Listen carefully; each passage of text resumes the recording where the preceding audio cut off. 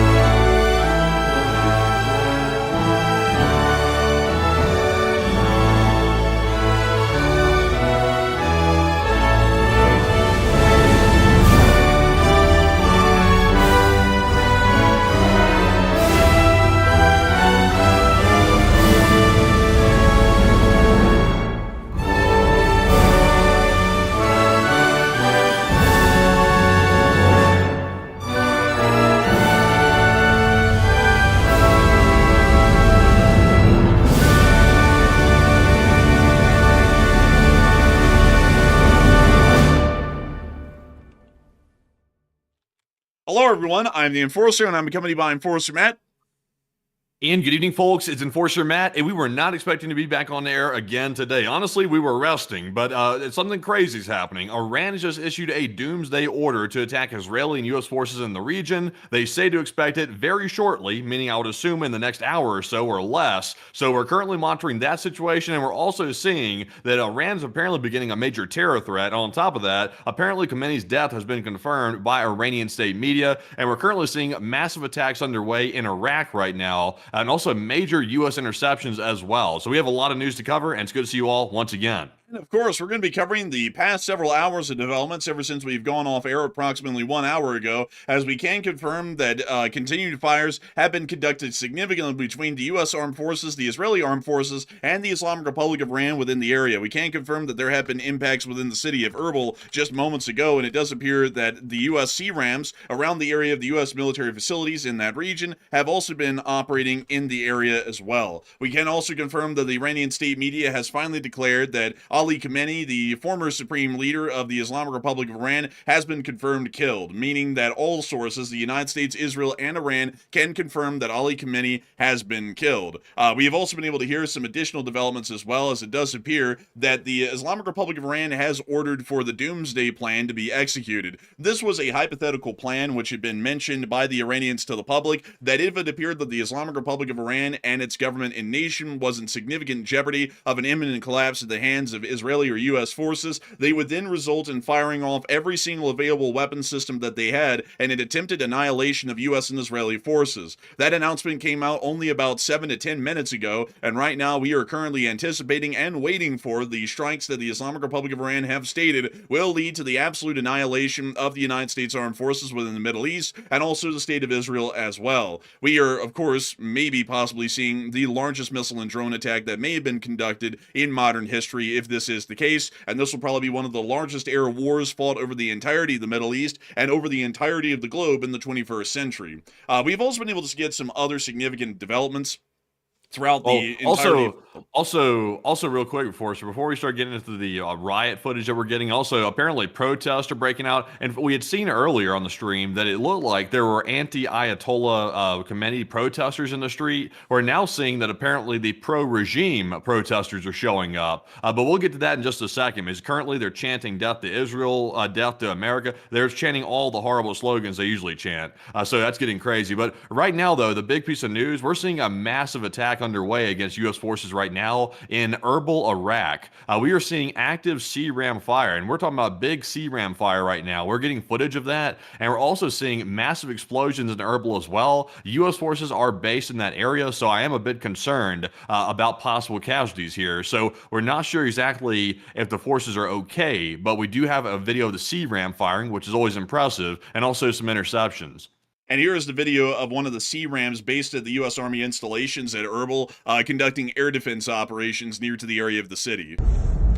We can see the large string of tracers and also their proximity fuse detonations in the skies over Erbil at that time. We have been able to confirm that large explosions have rocked the Erbil city area in general, which does appear to be indicating to us, at least at this moment right now, that there have been confirmed impacts by Iranian missile and drone forces on the possible U.S. targets on the ground around the city of Erbil within northern Iraq. The city of Erbil in northern Iraq not only is a significant city within the northern part of the Republic of Iraq, but it also serves as the capital for the semi-autonomous Republic of Kurdistan, an unofficial and semi-autonomous region within Iraq which stands and represents the Kurdish people. U.S. armed forces have based significantly within this area over prior decades, not only to conduct operations in Syria, but to conduct counterinsurgency and counter-terrorist operations within this area as well. For that reason, a U.S. consulate has been based in Erbil, and we do understand that there is usually a small U.S. military presence within the area at some of the outposts right outside of the ring roads of the city. It appears that the Iranians are attempting to target those small facilities that are around the ring road at the Erbil city area and are attempting to try and cause significant damage to the military installations within this area. Right now, we are unsure as to what type of damage has been caused. Smoke is rising from the nearby area, either suggesting that falling debris has created larger fires or possibly suggesting direct impacts on U.S. military installations.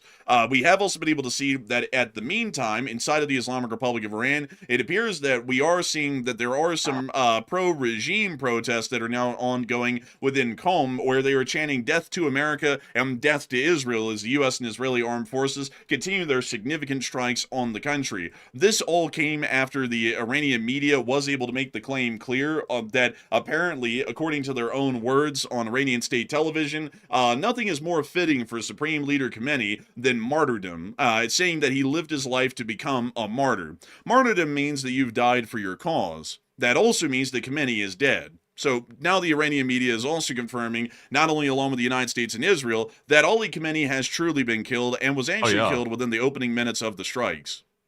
Yeah, they also brought out some guy who to announce it on their state media. He was out here doing the theatrics. He was crying. He was acting crazy, and he announced that Khamenei was dead. So they've definitely confirmed it at this point. Khamenei's definitely dead. They've confirmed that he's deceased, and apparently they corroborated the whole story that Israel put out there, that he died in the initial missile strike that occurred on his compound with about 30 missiles or so.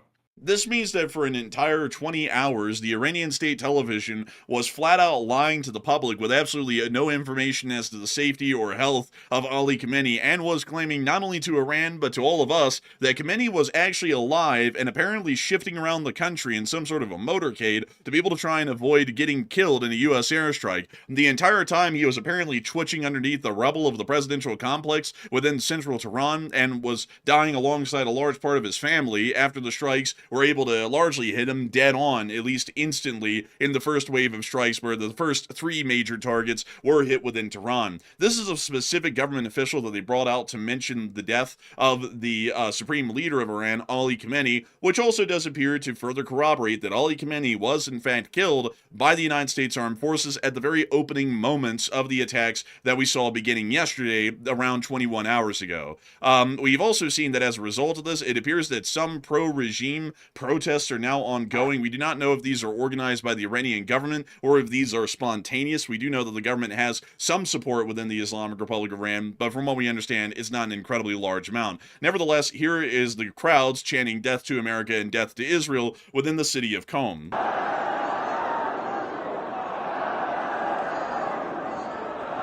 You see, it appears to be a fairly large crowd of hundreds of people. And they also appear to be chanting in unison, looking at a picture of Ali Khamenei near to the front of this, I guess you could say a mosque, I would assume, and they are apparently chanting death to Israel and death to America in response of Ali Khamenei getting killed. And I think they're a little bit mistaken. It's actually not death to America, it's Khamenei is dead. That's actually more so the statement that they should be trying to get across, because so far we haven't heard of any US casualties or Israeli casualties at the moment, although that might change by the next 3 days, because I do have to tell you all that US Armed Forces and the United States Department of Defense does not notify the public of US casualties until 72 hours after the incident. That way, if soldiers have been killed, instead of family members hearing about that through the press and generally getting a significant shock as a result of that, the military is able to soften the blow by getting to them first and notifying them of the death of kin that were serving in the armed forces. So from what we know right now, there have been no casualties so far since the opening of military operations, but that is something that we will not be able to confirm until about 48 hours from now, generally, so about the next 2 days. True. Also, by the way, we're getting some unfortunate news. This is a first sign that we might have some trouble with U.S. casualties, perhaps. We are seeing that apparently a Sikorsky HH-60W Jolly Green II is possibly bringing injured personnel from Bahrain to Doha International Airport. This appears to be a dedicated combat rescue helicopter of the U.S. Air Force that's currently landing here. So it's coming from Bahrain. So it's possible that we could be seeing the first sign of U.S. troop casualties or injuries, perhaps. That could be what this is, going to Doha International Airport. They could be trying to get him out of there or take him to a hospital, one or the other, whoever this person is or whoever these people are. It is also possible that maybe it's simply someone else that's on this helicopter. Maybe it's not, possibly forces perhaps, but considering it is a combat rescue helicopter, a dedicated one, it seems likely that it's probably an injury of some sort. It does appear that at the moment there may be a medical evacuation that has been conducted of U.S. personnel from the naval station at Bahrain, and while we generally do understand that the facility was largely, if not entirely, evacuated, there were some small remnants of U.S. forces that were most likely left behind as a minimal skeletal crew to maintain minimum functional operations at the area of the facility. If the base was hit, there is a chance that some of those members may have been wounded, possibly even killed, and currently the medical evacuation helicopter has most likely picked them up from Bahrain and has now transported them next door to Doha inside of Qatar to be evacuated out of the area and towards most likely Germany. If we start to see a singular or several C-17s fly into the area and then fly out at an expedited tempo, that will start to give us an idea that the U.S. Armed Forces have suffered some other form of casualties, at least at the moment. We have also been able to hear some further developments as well from inside of the region, that apparently the CIA headquarters inside of Dubai in the United Arab Emirates has reportedly been struck at this moment. We're not entirely sure of that. We're going to be waiting to get video and picture evidence of that, but we will be putting that down on the ground inside of Dubai, that there is a possible hit on the U.S. CIA headquarters within the country. So I think that might be a real hit. Of course, it always sounds a little bit sketchy when someone says, "Oh, the CIA got hit," because the CIA doesn't advertise where they're at. But there are stations in other countries and foreign countries for the intelligence of the United States. I had heard earlier there were rumors that they had hit it, and it seems like now we're hearing from media outlets in the region that apparently it might have actually been hit. So it seems like it probably was hit at this point, I would imagine. And it certainly does appear that it may have been hit. We'll still be waiting for video and picture evidence to get official confirmation of that at the moment, but it is a likely possibility that the CIA headquarters within the area of Dubai has been directly hit by some form of an attack. Additionally, we've also been able... Go ahead. Breaking news. We are seeing the U.S. Airbase at the Erbil International Airport is taking a direct hit. I'm just reposting that right now. I have the visual confirmation.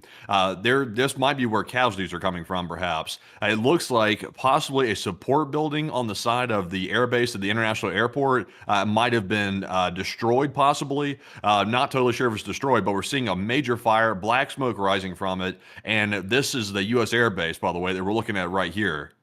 Now, folks, we actually do have a moment here to actually be able to conduct a little bit of geolocation, and considering that that was generally our specialty and strong suit in the Ukraine war, we're going to be trying to take a minute here to be able to ascertain exactly where this hit was seen onto the airfield. This will be fairly important in being able to try and ascertain what sort of casualties may have been caused as a result of this strike. It appears that we're looking from a southerly direction towards to the north. It appears that there's some sort of a taxiway of some sort within this area right here, and then a smaller road right here. So this actually lines up to where exactly this is. We can see the general same buildings that we're looking for right here. You can actually see those, and those appear to be about right here with the exact same general outline or facade on the side of the buildings. If we are looking towards the northern direction, that means that this hit was most likely within the very...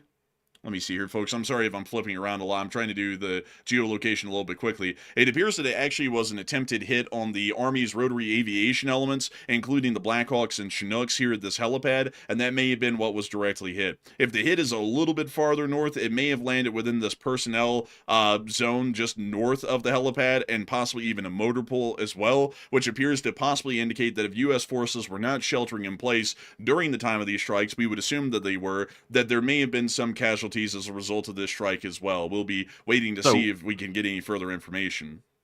So real quick, Enforcer, I see the picture here. I'm looking at the picture on my end. So I'm looking at what appears to be a road here. I'm trying to get a gist of what angle I'm looking at here to get a gist, because there clearly appears to be some exact spot that has been hit where that fire is located right there off to the right. Are we looking at the runway here? Is that the runway, that strip that we're seeing right there on the left of this picture? I can't say that for certain, because generally what I'm looking at right here, like you see the Naya for Iraq watermark right there in the middle of the image?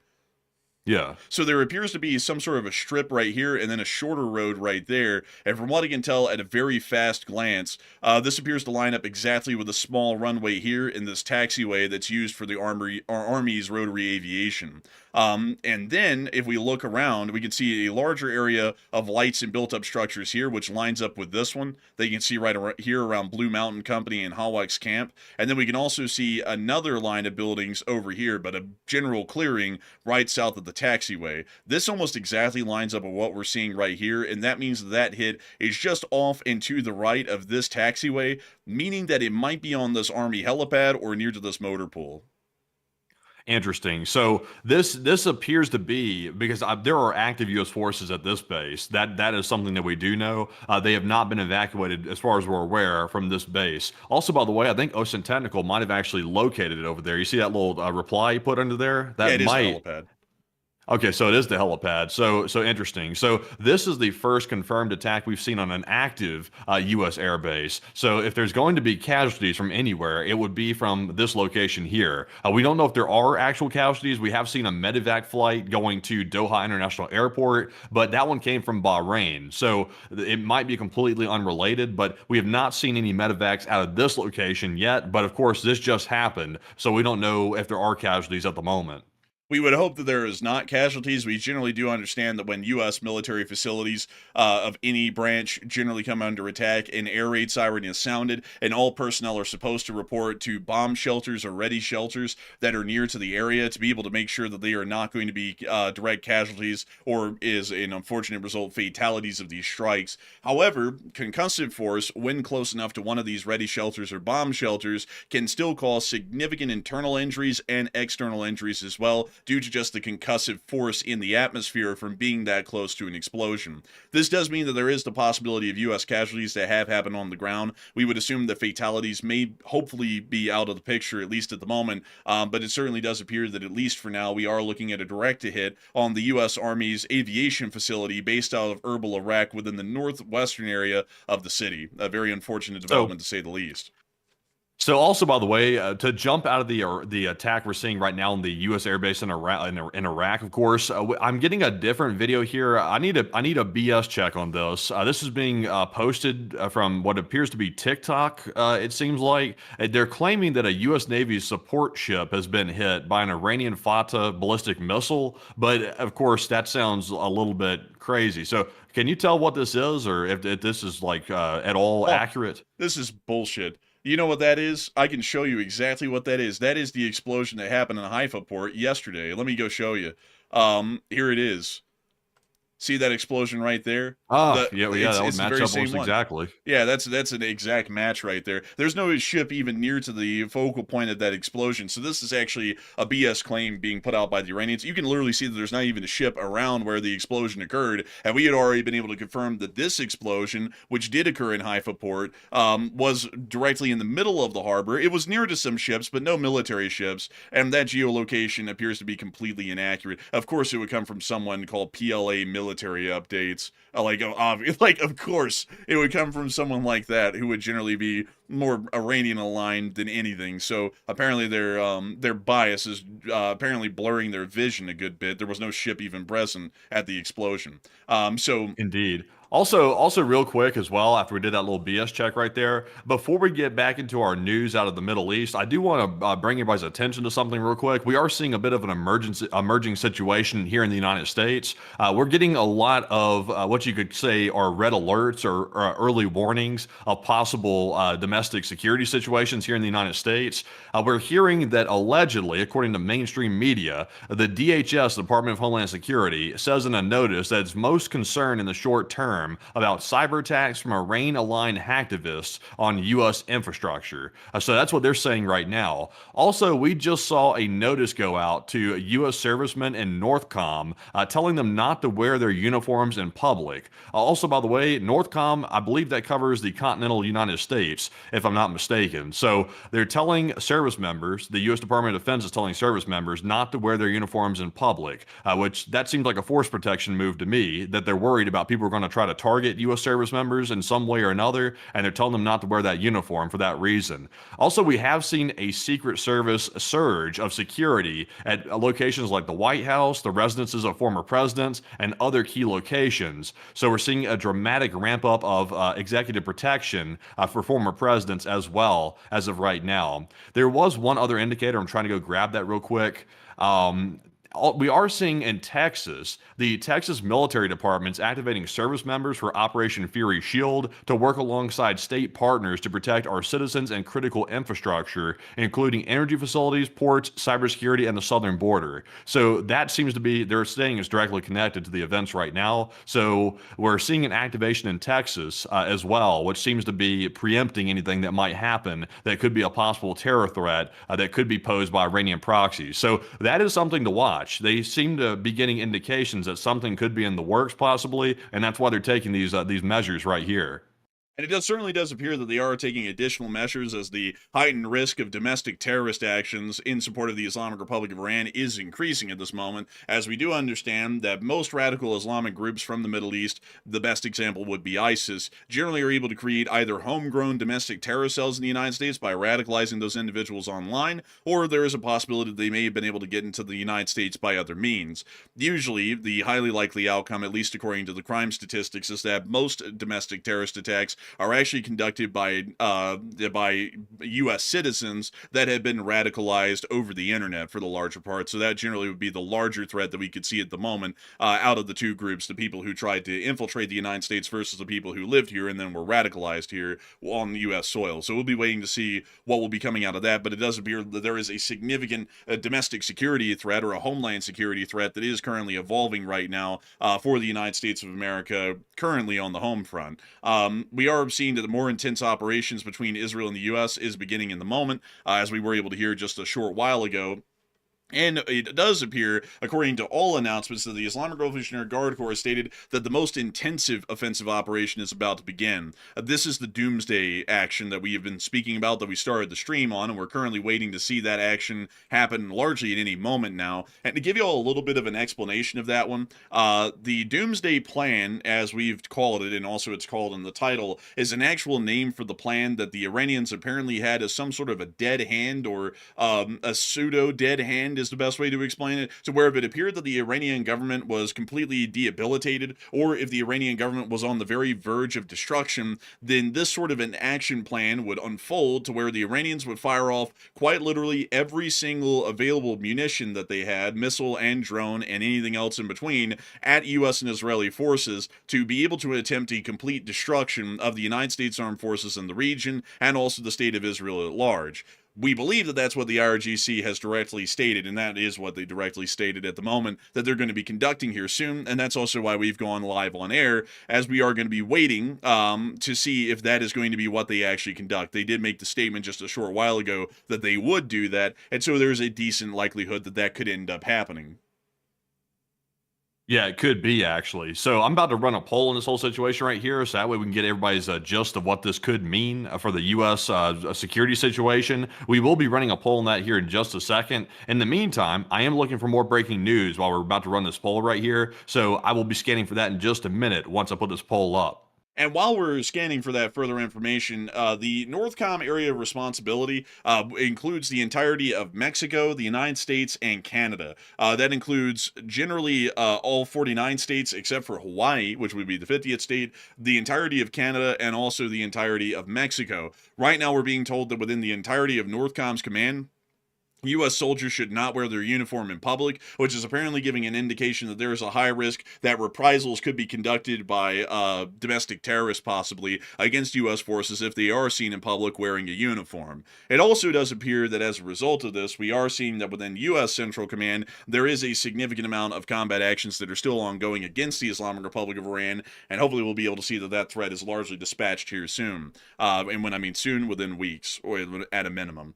We've also been able to see that according to Flight Radar 24, the amount of military flights that are currently ongoing within this area still appear to be fairly large. There is still a conga line, and I mean a literal conga line of KC-135s that are moving into the area. We actually were able to talk about the KC-135s we saw last on air, and it does not appear that any of those may have been supporting B-2 bomber operations, as we've not seen large bombing operations conducted by B-2 bombers within Iran yet so far. This seems to be a conga line of KC-135s that are just making the hop over into CENTCOM at the moment to be able to further enhance and increase the United States Air Force and the United States Navy's operational capacity in terms of their ability to keep their aircraft loitering in the air. Loiter time is incredibly important, and in-air refueling is the best way to easily, quickly, and efficiently increase loiter time, as it allows for these aircraft to be in air with their combat loadouts for a far deal longer and have a higher chance of engaging a greater number of air targets. This is great for defensive and offensive operations, so this could support either. It may end up supporting both as well. Outside of that, the civil aviation situation, or the broader aviation situation within the Middle East, is generally clearing out at this point to look quite obvious what's going on. We see that there isn't really any flights at this point anymore within the Middle East. There are some flights within Qatar and Oman, as well as Saudi Arabia, that are continuing, but flights out of Israel, Lebanon, Jordan, Syria, Iraq, Kuwait, and also Iran have completely ceased at this moment due to all of that airspace currently being within a war zone. Oddly enough, Dubai's airspace and also that of the UAE has largely closed as well, but we can see that even some aircraft are attempting to generally kind of make the jump, although that one it has a broken transponder at the moment from what we know. Generally, some aircraft are still up in the air at a minimum somewhere within the UAE, and interesting enough, Qatar has still not closed its airspace, at least at this moment. We are also seeing that there's some additional aircraft as well. It appears that this one is actually a Royal Jordanian flight that is going to be flying from Dammam within Saudi Arabia to Amman in the middle of an active war, and we can also see another flight of a 737 of an unknown airline, which is currently also taking off from that area as well. Once again, suggesting very limited civil aviation activity that is currently going on within the area right now. And with that in mind, I believe that we may have a little bit of further news coming out at this moment. And Matthew, do we have any? And what do we got? So I'm trying to gather some more information about the alleged CIA headquarters in Dubai. Also, by the way, we don't have a headquarters in Dubai. Like, that's not a thing. Like, I don't know why people were saying that like it's a fact. We don't have a CIA headquarters in that country like that. The embassy is generally the headquarters of CIA in each country that you ever will go to. That's usually the headquarters. So, it's not like we have like a big, 7-Eleven sign outside of a building saying, oh, CIA's here. It's not like that. So I'm not really sure what they're talking about. We allegedly have a video that's been put out by, I think, an Israeli source, I believe, if I'm not mistaken, apparently showing a building they're claiming to be a CIA-affiliated headquarters. It looks like a hotel to me. The CIA doesn't base their stuff out of a hotel, so I'm not sure what this is about. But take a look at this, though, Enforcer, and see what you think about this situation in Dubai. Let's take a look at it here really quickly, folks, and see what we can make. Also, it doesn't appear. One second. Let me see if I will repost here on Twitter really quick. It doesn't appear that it's reposting at the moment, folks. So we'll have to give that a little bit of a minute. It's not repopulating on the Twitter quickly, so we'll be giving that a little bit of a minute. In the meantime, while we wait for that video to upload to go take a look at it, Matthew, what are people thinking about the current situation right now on the poll and what's going to be happening here soon? Okay, so the question on a poll says, if Iran attempts to carry out any attacks on U.S. soil, and I mean any, that's covert attacks, direct attacks, whatever, what should the U.S. do in response? 56% said launch more massive strikes on Iran, 16% said begin a ground operation on Iran, and only 14% said deploy weapons of mass destruction. So there's no reason to get too crazy. Even if something happens here in the United States, it will generally be contained for the most part, so we should have that under control. The FBI Counterterrorism Division is on high alert, and we'll have to put faith that they are watching the situation appropriately. But when it comes to a response, I say personally the only realistic thing we can do here is launch more massive strikes. Right now, the U.S. is using an escalation ladder to strike Iran. We should simply jump to the top of the escalation ladder if there's any type of attempt of an attack on U.S. soil. Jump to the most extreme. When I say extreme, I mean flatten any type of Iranian government building, flatten any type of IRGC headquarters, hold nothing back. Go in heavy in one fell swoop and stop the whole escalation chain. But that's my opinion. But Enforcer, what say you? I would say that would be with the 56%. If a single U.S. citizen is injured or killed on U.S. soil as a result of domestic terrorists that have been radicalized by the Islamic Republic of Iran, or terrorists from the Islamic Republic of Iran that have somehow been able to infiltrate the United States of America, then we should leave no stone unturned, and I believe that generally we should see that the soil of Iran is stained red by the actions that would follow against the Iranian government and military. There should be not a single standing government facility or military installation within the Islamic Republic of Iran after that action commences on U.S. soil, if it does happen. The deaths or injury of U.S. citizens is something that generally has to be met with a strong deterrence by the United States of America by the most exorbitant of means, meaning that we should take any measures necessary with the forces we have available within the area to be able to see that the Iranians will not be able to rejoice in the actions and the suffering that they are able to inflict on U.S. soil. So we'll have to wait and see if that happens. I hope that it doesn't, but if it does, God help them, because we for surely will not. But in the same time, however, we are seeing that a lot of people are wanting to see that footage out of the Middle East, and it appears, Matthew, that for some reason it's just not reposting to the Twitter, oddly enough. Like it's not reposting. Press the replies tab and see if it pops up. Ah, here it is. Is this the Iraqi demonstrators?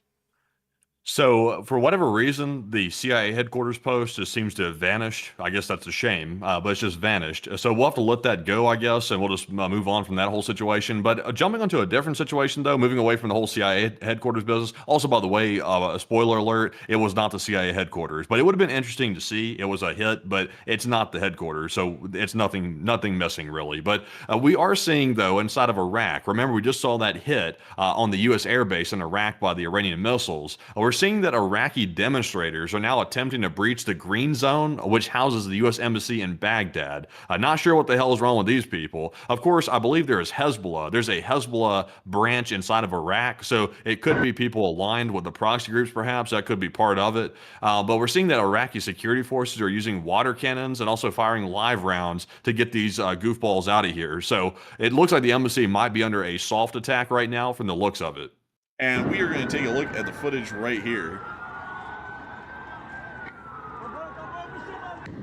And we see them apparently storming the green zone at the moment, which appears to be showing that there is some sort of significant support for Iran inside of Iraq against the United States and the Israeli actions that are currently ongoing right now.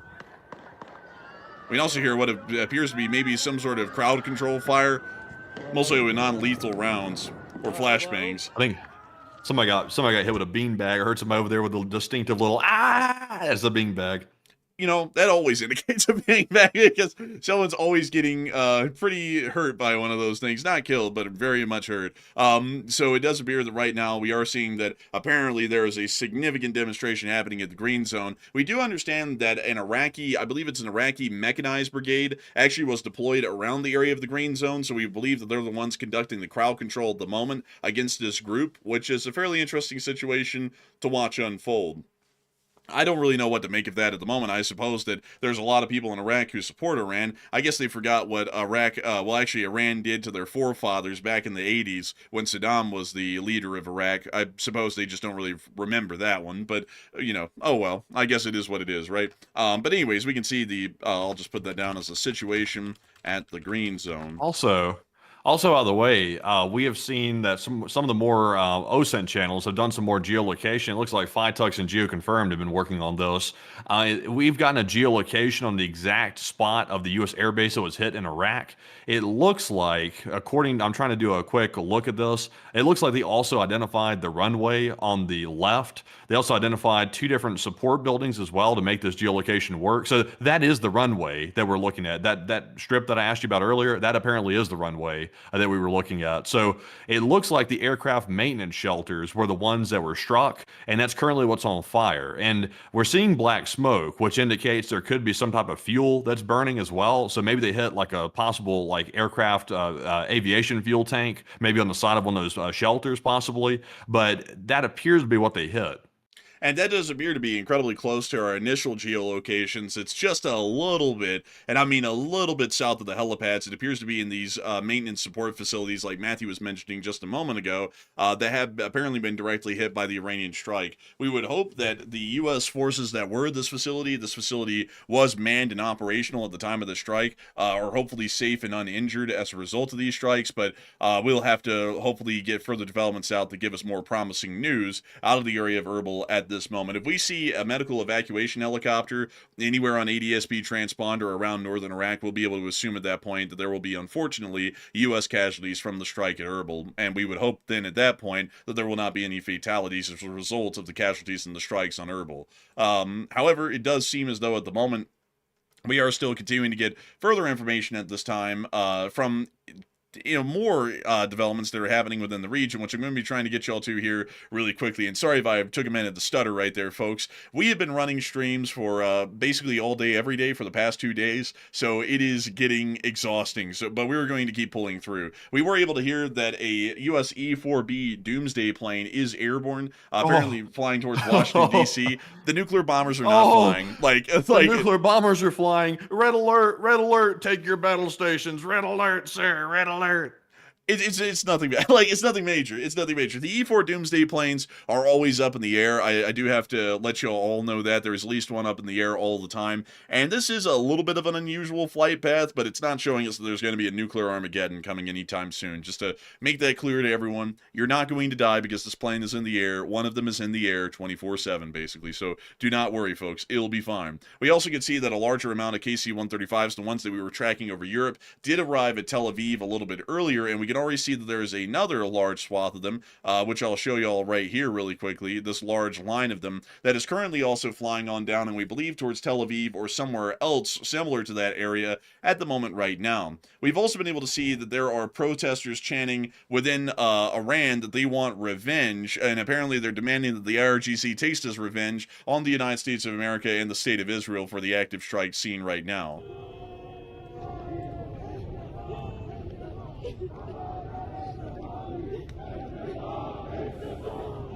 I guess none of them. You gotta love it when people shed tears for somebody who literally just killed all their countrymen. It's like nothing like shedding tears for that. He was a wonderful person, like that Khamenei. He was wonderful. Hey, eliminating people by the tens of thousands of his own countrymen, also attacking innocent civilians all the time, helping Russia basically conduct a very horrific atrocities inside of Ukraine. It's like just a terrible guy. Man, it's so sad. Iranian Hitler's dead. Oh, this is terrible. I mean, who in the world's going to genocide the Iranian people now? I'm sure that's what they're asking themselves. And it looks like one of them actually has one of their little slogan signs up over here. It actually looks like the very same slogan or general logo that the Houthis actually have. But we can see them here continuing their chants.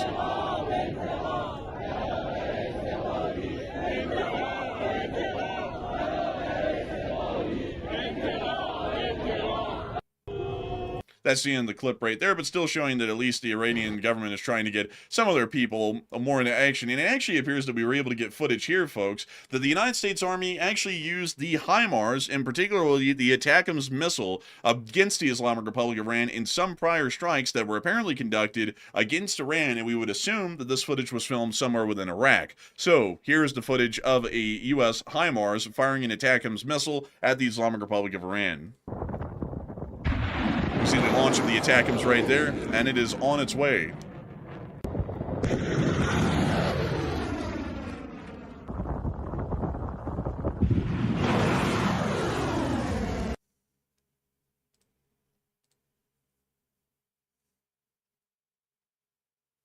And we see them hitting their targets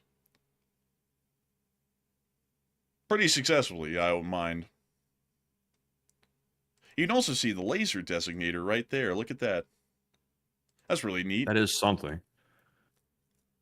I'm trying to figure out where the hell is this major missile attack that Iran's supposed to be launching right now, because they had said that, I think at this point, I think it's been about 45 minutes to an hour. Let me go check and see what the time frame is on that, because they were saying they were going to start it shortly, this whole situation. Let's see. So they said that roughly an hour ago, roughly around 7. So, I mean, it's been about an hour and a half to 2 hours. We haven't seen anything yet. So I'm not sure what the Iranians are doing over there, but they have blasted it across so many different sources that they're going to start attacking with the attacks they've never seen before on Israel, the United States, etc. So we know that they're doing something. They're counterattacking. It's clear that they're doing that, but we're just waiting to see what this is going to look like, because apparently they're planning on doing it right now. They're not planning on waiting a day. They're planning on going ahead and pulling this thing off. So we're waiting to see what that looks like. And it certainly does appear that we'll be waiting to see what this largely turns into at the moment. And I got to say that the situation is a fairly interesting one at the minimum that we are seeing right now inside of the Islamic Republic of Iran. And it does appear that significant military actions are soon to follow, at least by the Islamic Republic of Iran, according to their own claims, against U.S. forces within the Middle East and also the state of Israel as well. Currently, they've claimed that they are looking for the absolute destruction of all U.S. forces within the Middle East and also the destruction of the state of Israel. A fairly lofty goal, I actually will add. That's pretty high. You know, all U.S. forces in the Middle East amounts to about a third of the U.S. Navy and a quarter of the Air Force at a minimum. That's going to be a little bit too far of a reach, but we are certainly going to be seeing a major attack nonetheless, and they are going to be trying to cause as much damage as they possibly can. So we'll be waiting for further developments and information on that as time continues to pass. But for now, we actually have a little bit of time to get into a greater analysis and actually take a bit of breathing room right now to be able to talk about the larger strategies that we are seeing, at least at the moment right now, by both sides. The United States of America and Israel seem to be going still for decapitation attacks against key military structures and also top government officials. That's generally what we are understanding is still the U.S. prerogative at the moment. We've also been able to see that very intelligently, we are now hearing that the United States Navy is attacking larger elements of the Iranian Navy while it's still in port, so they cannot sail forth and then attempt to try and mine the Strait of Hormuz. Right now, they're threatening that ships cannot pass through the Strait of Hormuz without suffering some sort of dire consequence like being fired upon, but they have not laid a minefield yet, meaning that they are conducting a complete blockade, but there is no physical mines in the water that are stopping people from passing through. It's just the threat that those ships will be fired upon. That's generally seeing that the Strait of Hormuz is lightly trafficked at this moment right now. As you can see right here, only a few vessels are making the transit, including this Liberian tanker and also this Russian general cargo vessel. A little interesting right there. We can also see that this Panamanian general cargo vessel and also this Iranian crude oil tanker appear to be around the area as well, but I'm sure many of y'all will know, obviously the Iranian crude oil tanker is going to be in the Strait of Hormuz. They're not threatening to stop their own ships. It's just everyone else's. So we do understand that that is the current situation within the Strait of Hormuz at the moment, and so the United States Navy is trying to destroy the Iranian Navy before they can lay a minefield and truly, completely block the Strait of Hormuz. We've also seen that suppression of enemy air defense operations have been ongoing, and it does appear that there's been a decent amount of losses of Iranian air defense systems, and the United States and Israel have actually been able to achieve air superiority over the large majority of the populated regions of the Islamic Republic of Iran. With that in mind, however, we have not seen that air supremacy has been achieved just yet, and it also does appear that some of the transport-erector launchers within western Iran are still surviving and operational. The Israelis have hit a decent number of them, as as video footage has shown us, but there is still a larger number of them out there that are still capable of firing missiles from the Islamic Republic of Iran and towards U.S. forces and also Israeli forces throughout the entirety of the region. This gives us an idea that the Iranians are also trying to go for overwhelming superior firepower doctrine, as generally in the modern air engagement, it's not really the quality of a missile that makes it through an air defense, it's actually the number of missiles that one has that makes it through an air defense system. So the Iranians are currently working on mass saturation of fire tactics to try and overwhelm the United States, Israel, and Gulf allies, and meanwhile the United States and Israel are still working on key decapitation attacks and precision strikes on critical systems and military equipment. And right now we actually have more breaking news coming out at this moment. And Matthew, what do we got? Okay, so Israel is currently updating their target list. There's a brand new target that has just reached the list, for Israel, that is. We're learning that the Iranian country has appointed a new commander-in-chief of the Islamic Revolutionary Guard Corps, the IRGC, Brigadier General Ahmad Vahidi. So I would assume that he was likely probably the underboss, under command of the guy who just got taken out. This is probably simply a promotion to this position, I would imagine. He's probably already in line for it, is what I'm trying to say. So this is the new guy. I don't know much about this guy. I have heard of his name before, but I don't know much about his temperament. I don't know much about his past or anything like that. So really can't provide much detail about this guy, but I don't think his tenure is going to be very long in this position. I have a feeling that Israel, since they are conducting active airstrikes on Iran, and specifically they're targeting the top leadership, which this guy just literally filled that role. I think this fella right here might be in some deep trouble. So he's taking command for whatever it's worth, and he's apparently going to be the one moving forward. I have to say that it is quite an honor to hear that he will be joining the others in martyrdom here within the next few days. He has been selected to be the sacrifice to the Israeli Air Force, apparently, so we'll be waiting to see when he gets hit, because at this point, I think they're going to be hitting everyone from him all the way down to the lowly privates when they finally get more so promoted to be the leader of whatever is left of the IRGC. So it does appear that Ahmad Vahidi is now the leader, the commander-in-chief of the Islamic Revolutionary Guard Corps. What a high honor. Can you see a little bit of like a biographical research into this guy? Not that it's really going to matter that much, but I'm just kind of curious. Is this guy, is he known for anything, or is he simply an underling that got promoted? So let me see here. He is a commander. Let's see. In December 2025, he was appointed the Deputy Commander-in-Chief of the IRGC. He previously served as the Iranian Minister of Interior from 2021 to 2024, and is currently a member of the Expediency Discernment Council. Interpol has issued a red notice for his arrest in connection with the 1994 AMIA bombing in Buenos Aires, Argentina. In 1988, he was appointed commander of the Extraterritorial Special Forces of Iran's Islamic Revolutionary Guard Corps, the Quds Force, which specializes in unconventional warfare and military intelligence operations. He was the Minister of Defense under Mahmoud Ahmadinejad from the 3rd of September of 2009 to the 15th of August of 2013, and he was also the president of the Supreme National Defense University from 2016 to 2021. Vahidi is sanctioned by the United States and the European Union for alleged involvement in terrorism and nuclear proliferation. So this guy's got a pretty big rap sheet. Interesting. Excuse me, by the way. Goodness, getting a little choked up there. But we also have a little piece of news here I do want to address real quick. I've been alerted by a couple of different viewers that apparently there are a few possible incidences happening across the country on highways. I'm currently getting word about 2 hours ago that there was a mass casualty incident, apparently in Ohio. It sounds like there was a major semi crash involving multiple cars. Some people are speculating, by the way, that maybe this was something involving Iran. I don't see any evidence of that whatsoever. So this appears to be just a normal crashes. Of course, crashes happen all the time in the United States. It's nothing new. And also semi-crashes, that's also quite a normal thing. So I don't see any evidence to show that this is something that's coordinated or intentional by any means whatsoever. It appears to be just an accident. So just wanted to lay those rumors to rest real quick. I'm seeing some people say in the chat. I think it's just an unfortunate accident. And it does appear that it's most likely an unfortunate accident. I mean, as far as terrorist attacks go, causing a multi-car pileup happens almost daily on U.S. interstates and motorways. So generally, that would be a high unlikelihood that would happen. I mean, just to put it into perspective for y'all, around 40,000 U.S. citizens die yearly in auto-related fatalities or vehicle-related fatalities. So hearing about a multi-car pileup, especially in the middle of winter, probably in some more significant weather in Ohio, doesn't really give us any sort of indication at the moment that there's some sort of terrorist activity afoot that created that current situation.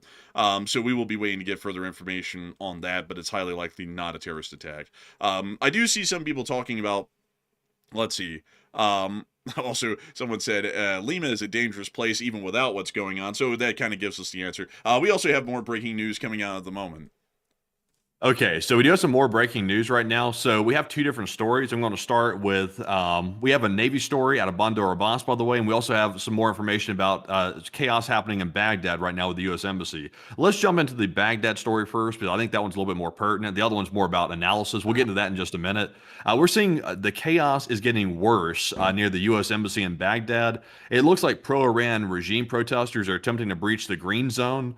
We did see that earlier, but it looks like they're getting a little bit more active with their attempts to get in. We're also seeing someone has commandeered, it looks like, a front loader, and they might be using that to try to get in. So we might be seeing the very beginning of a crisis situation at the Baghdad U.S. Embassy. Let's take a look at this, though. You're about to see the front loader come rolling through the scene. We see here the front loader going on in. And we'd also hear more flashbangs and riot control weaponry being fired into the crowd to try and disperse them. Also appears that more police are trying to arrive on scene.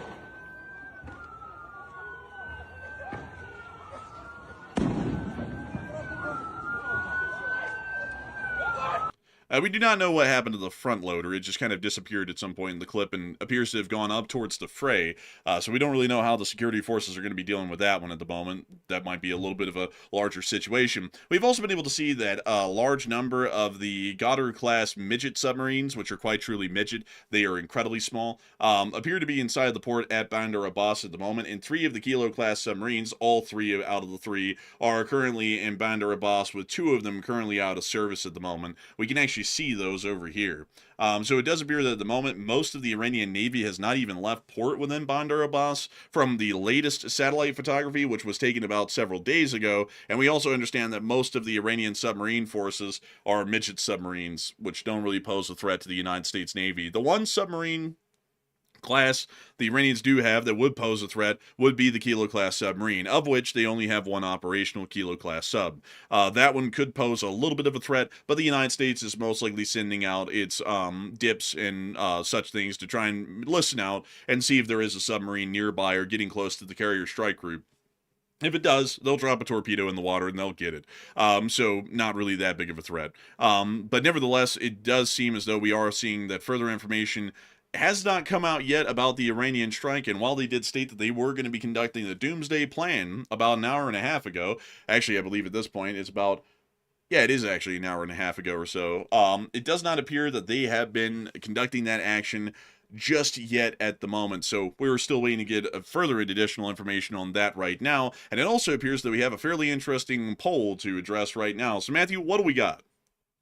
Okay, so the poll question right now says, what is the risk of Israel using nuclear weapons on Iran? Because Iran is about to carry out this quote-unquote doomsday order. They're about to do that. They are dragging their feet a little bit, but I think that's because they're preparing, or they've either stated the announcement too early, something. They've done something here, but they're currently stalling a little bit, but it's coming. I think that's pretty much expected. They now have a martyr on their hands, which is Khamenei, and I think that's going to make them act. So what is the risk of Israel using nuclear weapons on Iran? It looks like 59% said it's very low risk, while 18% said it's very high risk, and 14% said it's moderate risk. And of course, there's a couple of things. First of all, Israel technically does not have nuclear weapons officially, but they kind of also have them as well. It's kind of a weird situation with that. It's believed that Israel has nukes, but they don't ever acknowledge it because they don't want to create diplomatic issues with other countries. So they can technically use them, but I don't know if Israel's going to use them unless their state is literally on the verge of being wiped out by this attack. So I would say it's a moderate risk. I wouldn't say it's a low risk, but I would say it's moderate. I'm with the 14%. Israel does consider it to be a very, very, very potent situation. I'm trying to find a polite way to word this, but they find it to be a very potent situation. They feel a little bit trigger happy to really teach Iran a lesson. So that's why I'm saying it's not a low risk, but it's not a high risk either. But Enforcer, what say you? And I see a lot of people finding absolute outrage at Matthew saying they don't have them, but they have them. But he's right.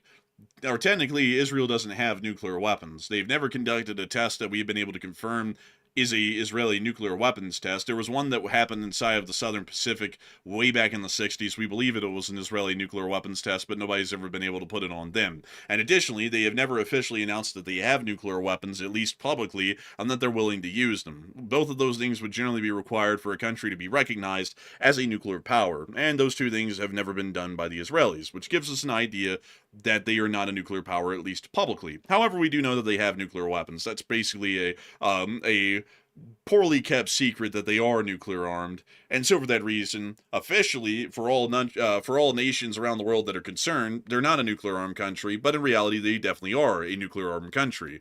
However, the use of a nuclear weapon against the Islamic Republic of Iran is highly unlikely. And while we have heard that some people in the past have stated that the Israelis have threatened to use nuclear weapons, the reality of using a nuclear weapon for Israeli is two-pronged. If they use a nuclear weapon, for one, that's generally opening up Pandora's box for nuclear escalation around the entirety of the globe in theaters that don't even concern Israel. Secondly, there is also the significant risk that the Israelis are then going to have a significant international response, considering that countries like the United Kingdom and France, generally, and really the entirety of the European Union, generally view nuclear proliferation as a fairly bad sort of an outcome. And so they might start to conduct heavy sanctions against the state of Israel, and we may see that would largely cut off Israel from the most of the outside world, including Russia and China, which they keep somewhat neutral relations with, and that would generally lead them with the United States being a slightly indifferent partner to them, but wouldn't really see them in a great situation, at least in terms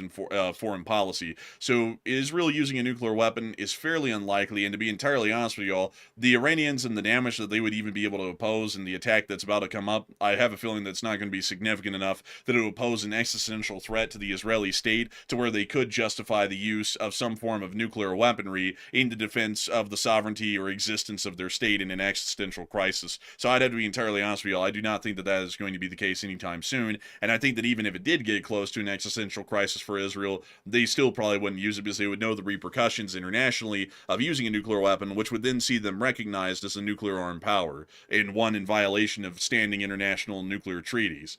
So with that, I hope that does address that the best I can. So let's jump back real quick to our Iraq U.S. Embassy story in Baghdad. We are getting a separate video showing a different angle of that front loader going into the scene. It appears to be that front loader is under the command of possibly the protesters, it looks like. I don't think that's under the command of anybody associated with the embassy as far as I'm aware. So it appeared to make its way into the green zone. I'm not sure if obviously they can't stop a front loader unless they have something to actually get in the way of it. A person can't just stand in front of it and stop it. That thing will mow somebody down. It's obviously a huge vehicle. So I think that thing might be within the perimeter or at the perimeter of the embassy possibly. So we're trying to get an update about this front loader situation because the people will have a hard time breaking in, but the front loader might try to bust its way in because it's such a big vehicle. And we see that the thing generally busts its way right into what appears to be a blockade in front of it and may have been able to break on through.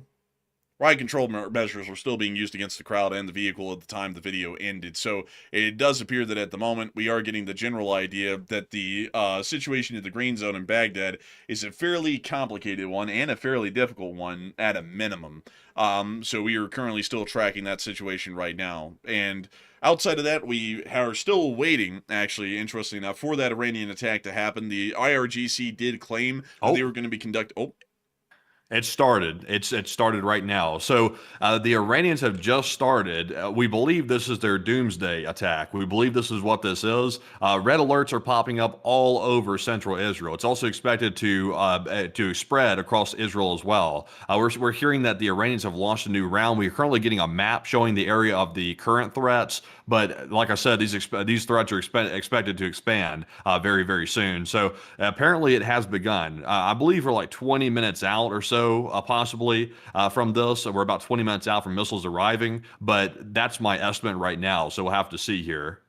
And it does appear that at the moment we have been able to confirm that as of 4 minutes ago, a new round of Iranian ballistic missiles has been fired, and we've also seen a significant air raid zone within Israel, which includes not only the larger parts of Tel Aviv, Ashdod, and also, I believe, Ashkelon along the coastline, and even Netanya, we also see that it includes significant settlements within the area of the West Bank, which is technically a part of the Palestinian region. So it does appear that at the moment there is a significant aerial threat that is being posed to the largest population centers within Israel, and we are now hearing that shelter-in-place orders have been given.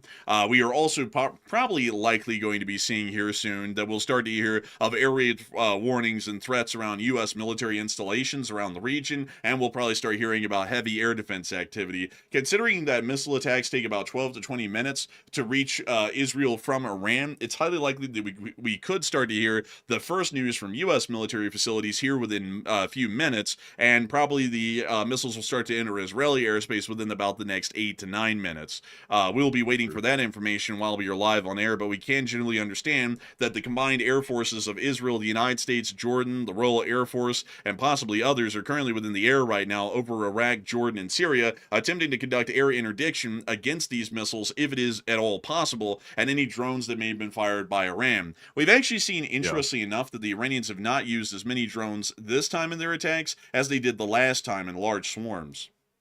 Yeah. Also, by the way, let me introduce you to a new tool that I use on the side to get keep track of all the alerts on Israel. We're not sponsored, by the way. I'm just simply shouting them out to Andrew to help him out. And also, on top of that, if y'all want to use it too, it's pretty handy. I use it. Punch in Tzafar Red Alert.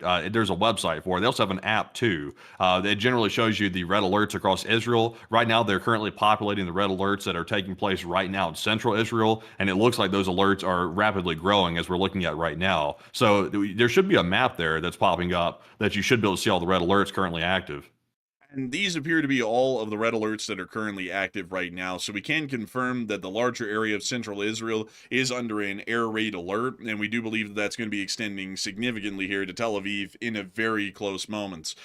So we are currently watching the situation once again developing, and it does appear that the air raid alerts are continuing to spread at this moment. We'll be keeping an eye on central Israel right now and seeing how much farther these air raids begin to spread. It is only going to be minutes away from Iranian missiles entering the airspace of the state of Israel, and we are currently awaiting that information. Right now, those missiles are highly likely over western Iraq or getting close to the Jordanian border around the halfway point, and that also means that U.S. air defenses and also Israeli air defenses at this point would be getting just about inside of range to be able to fire at them. Terminal high-altitude air defense systems, or the THAADs, have a range of about 180 miles, and some versions of the Patriots can reach out to about 110. Usually the Patriot reaches out to about 90 miles at maximum. So that means that anywhere in between 180 miles would be the THAAD engagement distance, 90 miles to 110 miles would be the engagement distance of the Patriot air defense systems that are based around the area right now. The U.S. Air Force and the U.S. Navy may also be engaging and shooting down some of these missiles as well, meaning that we may be getting footage here incredibly soon out of western Iraq and eastern Jordan, showing us possible in-air interceptions that are already happening in that area. We'd also know that Israel is probably not the only country that is under attack. It probably includes multiple other Gulf states as well. But we have more breaking news coming out at this moment. Okay, so we have a few pieces of breaking news, but number one, though, I want to tell you all that it looks like the red alerts have definitely spread. This is a very large attack that's about to take place. Currently, central Israel, Tel Aviv, Jerusalem, the West Bank, we're seeing a lot of Israel lit up with red alerts right now. So the major population centers are about to be under threat as of right now, as of 7 minutes ago. We are hearing that in addition to that, all the Gulf countries are apparently also under attack once again that we're seeing here. So this is a big attack. So this actually might be that quote-unquote doomsday one that they were talking about. If we'll find out here in just a minute. It'll be about 20 minutes and we'll find out. We're also seeing as well that Iran is not escaping the wrath of the United States. At the same time, we're seeing that several U.S. airstrikes have hit Zahedan, Iran, or Zahedan, a city about 20 miles from the border with Pakistan. And of course, Pakistan is an active war zone right now with the Afghan situation as well. So the whole situation is a war zone. Like everywhere in the whole place is a war zone right now. So we're seeing Zahedan right there, as you can see on the picture. That's a new strike. And it does appear that we are confirming new strikes within Zahedan, within eastern Iran at the moment. This is about 20 kilometers away from the Iranian-Pakistani border, and it is showing that U.S. airstrikes are not even missing any moment of opportunity, even if they are incredibly close to a border area like the town of Zahedan. This also would lead us to believe that there is some sort of military facility within Zahedan that they have attempted to target and destroy, and if we were to take a look around, we might be able to find that here, but we won't really be able to. Oh, it is an Army rotary aviation element, which we can see right here. It appears to house some Mi-17s, possibly even some CH-53s or Mi-17s, some AH-1 Cobras, and other sorts of aircraft along those lines. It appears that those have been directly hit and knocked out, which might be indicating that the U.S. is about to be doing something else, but we'll have to wait and see on that one. I can't really say that on air. Also, by the way, I don't mean to, stretch y'all's attention between two major conflicts, but just a quick note on the side real quick. Bagram Air Base has been airstruck by Pakistan. Bagram's come under a massive aerial bombardment by the Pakistani military. So we're not going to jump into that coverage right now. We're going to save that for later. But just to let y'all know, though, the notorious Bagram that was abandoned by the U.S. Military a long time ago and notoriously left behind a bunch of equipment that the Taliban got their hands on, that air base is currently under attack right now. But outside of that, though, back to our Iran situation, I am hearing some interesting rumors on something. And unfortunately, I want you to take a look at this, by the way, and sort of assess what you think about it. I have my thoughts, but let's get your assessment. Also, let's get the audience's assessment as well. We are hearing a rumor that allegedly, and I say take this with a grain of salt, a U.S. Navy submarine might have sank an Iranian ship with a torpedo. We're hearing some rumors that maybe the Iranian Navy sortied a Kilo-class diesel-electric submarine towards the Abraham Lincoln Carrier Strike Group, and a U.S. Navy attack submarine might have sank it. But unfortunately, what's the reality of that? Is it even possible? Is that crazy or what? That's actually wildly interesting. And let's see here.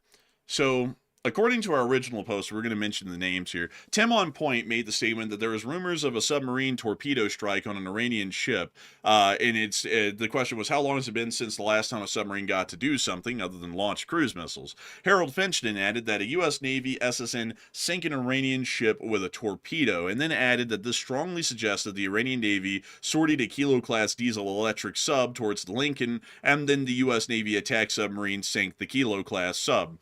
This is somewhat likely, but it's a little bit out there because generally sub on sub action, at least in warfare, is actually a little bit rare, and generally a submarine wouldn't be used on sub action unless there was just some wildly clear confidence that there was no real counter response, and the U.S. submarine firing off a torpedo wouldn't give away its location, which generally is supposed to be concealed as much as it possibly can be. There's a lot of ways that this could have gone. The U.S. Submarine may have actually torpedoed a Russian, well, actually not a Russian, but an Iranian vessel that was near to the area of Chabahar port and was attempting to flee, and that MQ-4 Triton, which was conducting orbits around the area, apparently was able to either spot that for the sub, or the sub spotted it and then fired off a Mark 48 torpedo at it. There is also a likelihood, folks, that the story may not be entirely accurate, and that a torpedo strike was conducted on something. If we were to assume, like Harold Finch is assuming, that it was a Kilo-class submarine, it may even be likely that the U.S. dropped a Mark 48 on it from a onboard helicopter on one of the destroyer escorts of the Abraham Lincoln, because there are a couple of helicopters. Let me see if I can show you this. Let's see, the sonar dip. Let me see if I can show you all this right here really quickly and give you a little bit of an idea of what this thing is. So this is probably a decent kind of an illustration of what a sonar dip looks like. So every single Arleigh Burke class destroyer has about 1 or 2 Seahawks on boarded, and it's particularly for submarine patrol operations. The surface ships do have sonars on them, but these little sonar buoys, or what they call the dip, can be dropped by the MH-60 Seahawks on board in Arleigh Burke, and they can go around dozens of miles away in a large search pattern from the destroyer and just continuously drop this dip in the water over and over, listening out through the aquaphone that you can see there for the sound of a submarine. If the diesel motors of a Kilo-class submarine was on, they'd be able to easily hear it, but it would have to be surfaced or snorkeling to be able to do that, meaning it's very close to the surface. Or if it was electric, it would be pretty hard to pick one up. You pretty much have to drop this thing right on top of it and hear the propeller cavitating if they're cavitating. And considering how incompetent the Iranians are, they may have been cavitating, or the destroyer may have had its sonar on and it pinged the sub, and they were just like, oh, there it is, and then they sent out the Seahawk to go and drop something fun on it, like a torpedo. That's generally what could have happened as well. But from what we can tell, the only thing that seems to be definite between these two statements is that a torpedo might have been used at this point, and if that is the case, it could have been used against anything. It could have been used against a sub or a service vessel, and it may have been used by a counter sub operation, say from a Seahawk, or it may have been used by the Arleigh Burke itself, or even a nuclear-powered submarine, a nuclear-powered attack submarine that is a part of the Lincoln's escort, which it may also be operating in the area. That is interesting, by the way. We'll try to look for some more corroboration of that story, by the way, to see if anybody else is confirming that information. That's a wild report, though, if that is true. But we are getting some breaking news right this second that there are explosions being reported in Dubai and Kuwait. We had previously just heard a moment ago that the Gulf states are once again under attack for the probably the several time at this point. We have seen an explosion at the Dubai airport again. The Iranians have carried out another strike on the civilian airport. So we're seeing that right now. We're hearing of violent explosions in Kuwait. That's being reported by people on the ground. They're calling them violent, which is apparently much larger than the last ones that we've already seen, indicating that Iran's using larger munitions this time. We're also seeing as well that another strike has been confirmed inside of Tabriz, inside of Iran, and apparently this time it struck the Zahedan University of Technology in Tabriz. So we have a video of that as well, showing that in that city. So a lot of exchange of fire happening right now. I'm trying to keep up with it, but you can show the people what we have right now from Iran and also Dubai while I try to get some more details. All right, everyone, and we're going to be showing you all those clips here as soon as we possibly can, and let me make sure to get those all up on our map so we all can see it. We were able to see this clip here. I'm going to be bringing you all to our strike inside of Tabriz in northwestern Iran, where we were able to see some sort of a direct airstrike conducted on a facility within this area. We were able to see the smoke rising right after the explosion, once again confirming a successful strike by Allied forces. Additionally, we can also see that within Dubai, at the Dubai International Airport, there appears to have been an additional hit on the area of the airport, and black smoke is currently rising from the impact site, which now appears to have evolved into a fire. This is largely confirming that at the moment, the Iranians are attacking multiple Gulf states, not just Israel, and we've also been able to report some significant explosions within Kuwait itself, which is within incredibly close proximity to the Islamic Republic of Iran, even closer proximity than that of Dubai.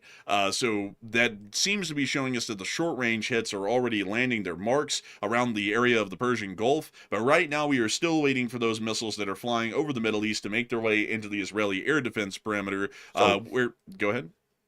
So right now we are hearing that there are active interceptions over Tel Aviv right now. I'm trying to get confirmation of that. Give me just a second here. So let's see here. Hold on, just give me just a second here. Trying to get a listen to the audio here. So I'm hearing some early reports that there might be some interceptions over Tel Aviv. There's definitely air raid sirens going off. We do know that, but they're also claiming there's interceptions as well. Also, we are being told that right now the U.S. Air Force is currently engaging multiple Iranian targets that are specifically targeting U.S. Air Force bases in the region. It's apparently one of the largest coordinated Iranian attacks we've seen so far on a wide-ranging amount of U.S. Air Force bases in the region. So that's happening as well. And we're also hearing that apparently more explosions are being reported in Dubai as well. So obviously, due to proximity, Dubai, Kuwait, and all the Gulf states, they're going to get hit very quickly. Israel is always a little bit lagging behind when it comes to getting hit by Iran because they're obviously much more physical distance between the two countries. So that's what we know right now. I'm trying to get some more video, though, as we speak, and also trying to listen to these live cams, too, to see if I can hear any interceptions over Tel Aviv. Currently, we are hearing that there may be some air defense activities ongoing over the state of Israel right now, as it does appear that Iranian missiles have finally arrived within the airspace, and we do believe that there is a significant amount of air defense activity going on around the area of Israel right now, both involving the Israeli Ground Air Defense Forces, the Israeli Air Force, and the U.S. Naval and Air Forces, which are currently operating within that area right now. We are hearing that Dubai is still taking hits at the moment. We'll be trying to get video evidence of that as soon as we possibly possibly can. And it also does appear that this is an incredibly large Iranian attack, which is the Doomsday attack that we have been waiting for about an hour on air at the moment, and that it is currently underway. We will be trying to see if we can get some video evidence that we will be able to show of the air defense over Israel or the further explosions that are currently happening inside of the United Arab Emirates. Right now, Matthew's trying to take a listen to that footage, and I'll be giving him a moment to actually really listen to that and give you all a report on what's going on right now as a result of that. So we are seeing in the meantime, we're seeing that we're getting a video that's showing the explosion in Dubai at the international airport. We're getting that on video this time. Have we already shown that, by the way? I can't recall if we showed that. We showed a picture of it, right? Yes, we did. So we have the video showing the thing now. Not much else to see in the video, to be honest. It's just showing you the actual fire and the smoke actually pluming and things like that. So we are seeing that on a video. So far, we're still waiting to see what is happening inside of Israel. We're waiting to see that right now. Also, let's see here. Hold on a second. So I'm getting word here that apparently Iran's judiciary is confirming that U.S. and Israeli strikes killed IRGC Commander General Mohammed Pakpour, but I believe we already knew that he was deceased. So I think that's why we have that promotion that we recently saw of this new guy to that position. So I think that's already old news right there on that one. But we do have that new video. You can show people of the Dubai if you want. And let's take a look at that video from Dubai. And here is the explosion and smoke rising from the area of the city of Dubai. That is directly along the main concourse at the Dubai International Airport, once again confirming that additional strikes have hit the airport as of recently. I was able to also find y'all air alerts are currently sounding over the Beersheba area, which is one of the major population centers inside of southern Israel, and we've also been able to see some video footage that was actually published of U.S. F-35 Lightnings operating off of the deck of the USS Abraham Lincoln in the strikes that are currently being conducted against the Iranians, which we can see right here.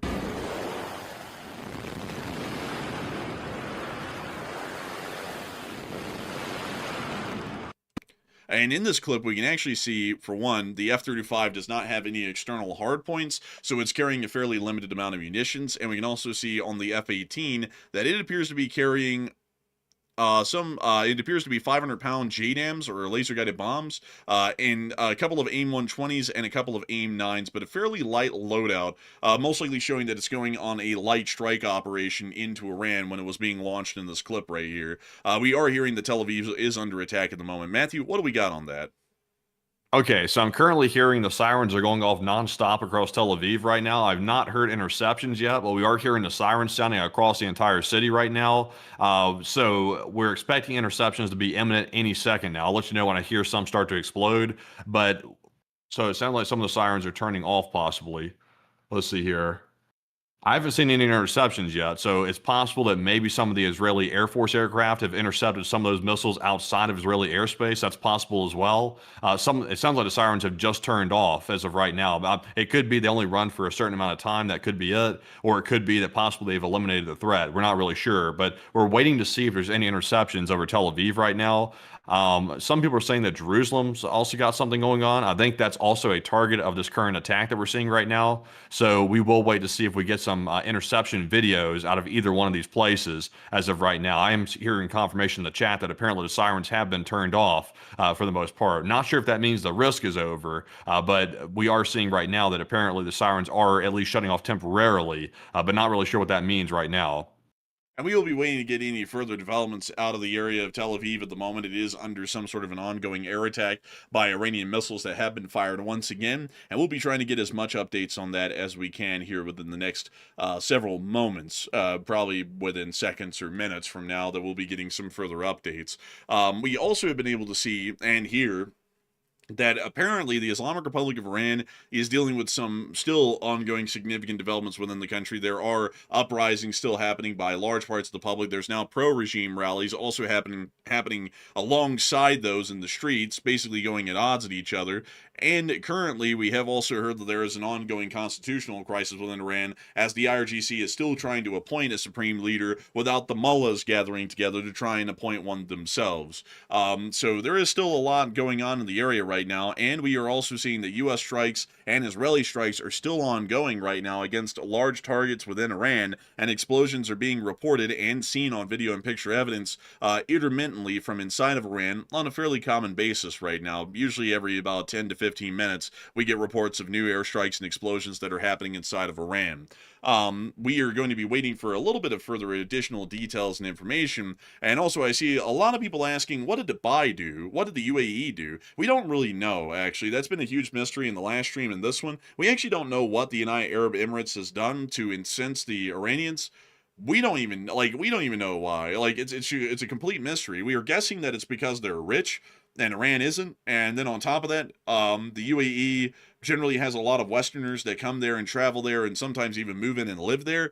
And maybe they look at them as a sellout. I mean, you know, I don't really know at the moment, but it is a fairly interesting sort of a situation to see nevertheless. And it is one that we don't even really understand why. But also another thing that's a little bit shocking is we do not know why Emirati air defenses are operating so poorly. They have a significant air force and air defense force, and yet we have hardly ever seen them shoot down about a single air threat that has come into their country, either by drone or missiles. Emirati civilians have died in the process, and we just don't know what in the world is going on with that. You would generally think that with the amount of military equipment that they have for air defense purposes that they would be using it like the Qataris, but oddly enough, we still have not seen, about literally 24 hours in since the beginning of the attacks on Iran last night, that they have really used any air defense systems. But we do have more breaking news coming out of this moment right now. And Matthew, what do we got? Okay, so I'm currently looking at the red alert map. It looks like Iran is now targeting the Negev base down in the southern part of Israel. It looks like they're currently targeting that location right now, which they did target during the 12-day war as well. In fact, we saw confirmed hits during the 12-day war in the Negev Desert. So it looks like they're currently striking down in that area, or they're about to momentarily. We're also hearing as well, the Iranians are saying they targeted the defense industrial complex in Tel Aviv with these recent strikes, and also the ongoing strikes that we're still hearing about right now. So they're claiming they're hitting military targets. That's what they're claiming. But we have not seen confirmed impacts, at least in the most recent strike. We haven't seen that. So we simply don't know. So we're currently eyeing the Negev Desert to see what's happening down there, because apparently that's the newest target. And we will be keeping eyes on the Negev Desert. From what we hear, that is the ongoing target, and apparently air defenses are also probably at work as well already, trying to intercept and shoot down those incoming missiles. It does also appear that there is a significant amount of information that is still coming out of the region that we are trying to make sure to track and follow. But while we are waiting for the incoming news out of southern Israel at this moment, I do want to see that we can generally get to another little bit of analysis right now, a generally more important one, which is what is going on with the Iranian Navy. Because while we have heard of strikes, we haven't gotten any consolidated information at the moment to be able to tell you all the exact conditions of the Iranian Navy at Bandar Abbas. We do know that the radomes within that area were knocked out, but we haven't really seen the exact damage that was caused to the Iranian Navy, at least within that specific port. If that is the case, and the Iranian Navy is still largely intact, it may be that they are currently laying a minefield right now. We can't see that on Marine Tracker. The area of the Strait of Hormuz is largely cleared out and almost become completely devoid of any sort of traffic right now. I'm not a bot, and they did it again. Why in the world are they doing that? But let me go get that again, because apparently a lot of people are trying to rush onto here to take a look as well. And we can see right here, the Strait of Hormuz is largely empty. There's usually an endless slew. It's basically an interstate here of ships passing in and out of the Persian Gulf. And right now, there is basically none. We can see some vessels that are transiting the area, at least at the moment, but it's not a large amount, and that may be indicating to us that the Iranian Navy is out there right now and trying to start laying a minefield. So we're getting sirens going off in Tel Aviv again. It looks like Tel Aviv is being targeted. The sirens are now going off in Tel Aviv right this second. Also, the Negev Desert is also lighting up as well, so we might be seeing the arrival of some Iranian missiles right this second. We are hearing about missiles heading that way, and we're now hearing the sirens going off as we speak. I'm trying to get some more information about this right now. We're seeing Jerusalem's in the red, Tel Aviv's in the red, the Negev Desert's in the red, and let's see here. So, yeah, so that's what we're seeing right now. We're also seeing that maybe Eliot might be as well, possibly. That seems to be a favorite target of the Iranians, but currently waiting to see what's about to happen here. So, Enforcer, I'm going to keep eyeing this and see what we got going on, but it looks like we're about to see some possible interceptions or impacts here imminent. So we are hearing of significant air defense activity that is going to be ongoing within southern Israel at this moment, as everything from Tel Aviv all the way down to the port of Eilat, which is directly along Israel's southern coast in the Gulf of Aqaba, currently has air raid sirens going off at the moment. This also suggests that the airstrikes are quite significant, and this may also indicate that the Nevatim and Avda air bases, which are found within the southern area of Israel, may be under attack, along with the Dimona nuclear research facility, which is found within the desert of Israel. You can actually see the Dimona or Negev Nuclear Research Center or facility right here on screen. It has a research reactor which uses, generally from what we understand, unrefined uranium to be able to produce plutonium. So this may actually get directly hit. If it does, it's not going to be a major radiological issue. It's going to be a minor issue, nothing too bad, but it wouldn't be that good either, that we can say. So we will be waiting. Oh, we're seeing interceptions over Tel Aviv. I'm seeing trails of interceptors. I'm hearing loud booms in the distance. Interceptions are underway in Tel Aviv right now. The sirens have generally stopped for the moment, but I am seeing several launches of interceptors as we speak right this second. We do not hear any impacts on the ground. In fact, we are now not hearing anything. I'm believing that the missiles were just intercepted over Tel Aviv, but that's just for Tel Aviv, by the way. We don't know about Jerusalem, and we don't know about Negev. We don't know what's happening down there. I'm trying to get a gist of what's happening down there as well, but confirmed interceptions over Tel Aviv as of right this second. And that is a very interesting sort of a situation to see. And we can even see the air raids expanding and decreasing at the same time as well. We can actually see that all of these areas covered in blue are currently under some sort of an aerial threat or an air raid at the moment, with the areas that are in red, the brand new regions that have just been declared for an aerial threat. So we are seeing that that is ongoing at the moment, and the situation is continuing to progress in a fairly interesting form. Missiles are being shot down over Tel Aviv right now, and we are also seeing that there are further actions being taken throughout the rest of Israel in terms of the air defense. I'll be trying to see if I can get y'all any video evidence of that here on Twitter to show y'all here on screen, so that way we can get y'all a little bit more of a bird's eye view of what's going on out there inside of Israel. We are also hearing about explosions. These are explosions and interceptions being reported in Doha, Qatar. I'm also hearing more interceptions over Tel Aviv right this minute. We're also hearing more sirens going off in Jerusalem. I'm hearing some preliminary reports of possible interceptions over Jerusalem as well. So the attack we're right in the midst of the attack. The attack is happening right now. It's being carried out by Iran. And we're hearing about Doha, in addition to Israel, also apparently getting hit as well. And let's see here. More explosions in Dubai, by the way. Dubai's getting hit yet again. There's also confirmed explosions on the ground in Dubai. So we got let's see here. Well, I'm hearing some more booms in the distance. Let's see what that is. Yeah, I'm hearing more booms in the distance in Tel Aviv right now. So it's definitely going down right this second. So I have not seen confirmed impacts in Tel Aviv. I see a lot of interceptions. So it looks like generally the Iron Dome's holding up pretty well inside of this area, at least for right now. And it does appear that at the moment we are definitely seeing that there are some significant air defense actions and explosions happening throughout the entirety of the region. Once again, we are hearing of explosions inside of Qatar, and we actually were able to see that there was air defense action that had just recently happened over Kuwait minutes ago. And to make sure that we are getting this correct here, and it does appear that this would still be the case, it is still generally the break of daylight over there inside of the country. I actually forgot that we had already gone through the nighttime earlier on when we were running the last stream. Whoopsie daisy. But it is daylight over there, so we were able to confirm that this is recent footage actually showing a Shahed 136 that was shot down over Kuwait. Here's the clip. I actually see the drone spiraling in a ball of flame after it was directly hit and shot down, and then landing into the desert right outside of the roadway that they're filming from. We now hear the thud and the impact, and we can also see the fuel continuing to burn the wreckage. That's the end of that clip, but at least showing us some minimal air defense activity that was conducted over Kuwait. We've also been able to hear this very interesting analysis from Space Koala, which I do have to say is probably one of the most succinct descriptions of the brand new and high-tech Chinese radars that have been provided to Venezuela and Iran that are supposed to be able to pick up stealth missiles. According to Space Koala, China's anti-stealth radar detects the presence of stealth aircraft by exploding, thus alerting defenders that a stealth aircraft is definitely in the area. And I would have to say that that's probably the best description of this radar that we have ever seen, because both Venezuela and Iran had these radars, which China claims is able to pick up stealth aircraft easily and can easily identify F-22s and F-35s. Yet we have never seen that this radar has ever helped anyone out in actually seeing F-22s or F-35s when they're in their airspace. As a matter of fact, we've only seen these things get blown up. There was actually 2 of these that were blown up in Venezuela, and it now appears that we're hearing that some of these may have been blown up within Iran just recently, possibly even within the opening of the strike. So I do have to say, a big shout out to Space Koala here.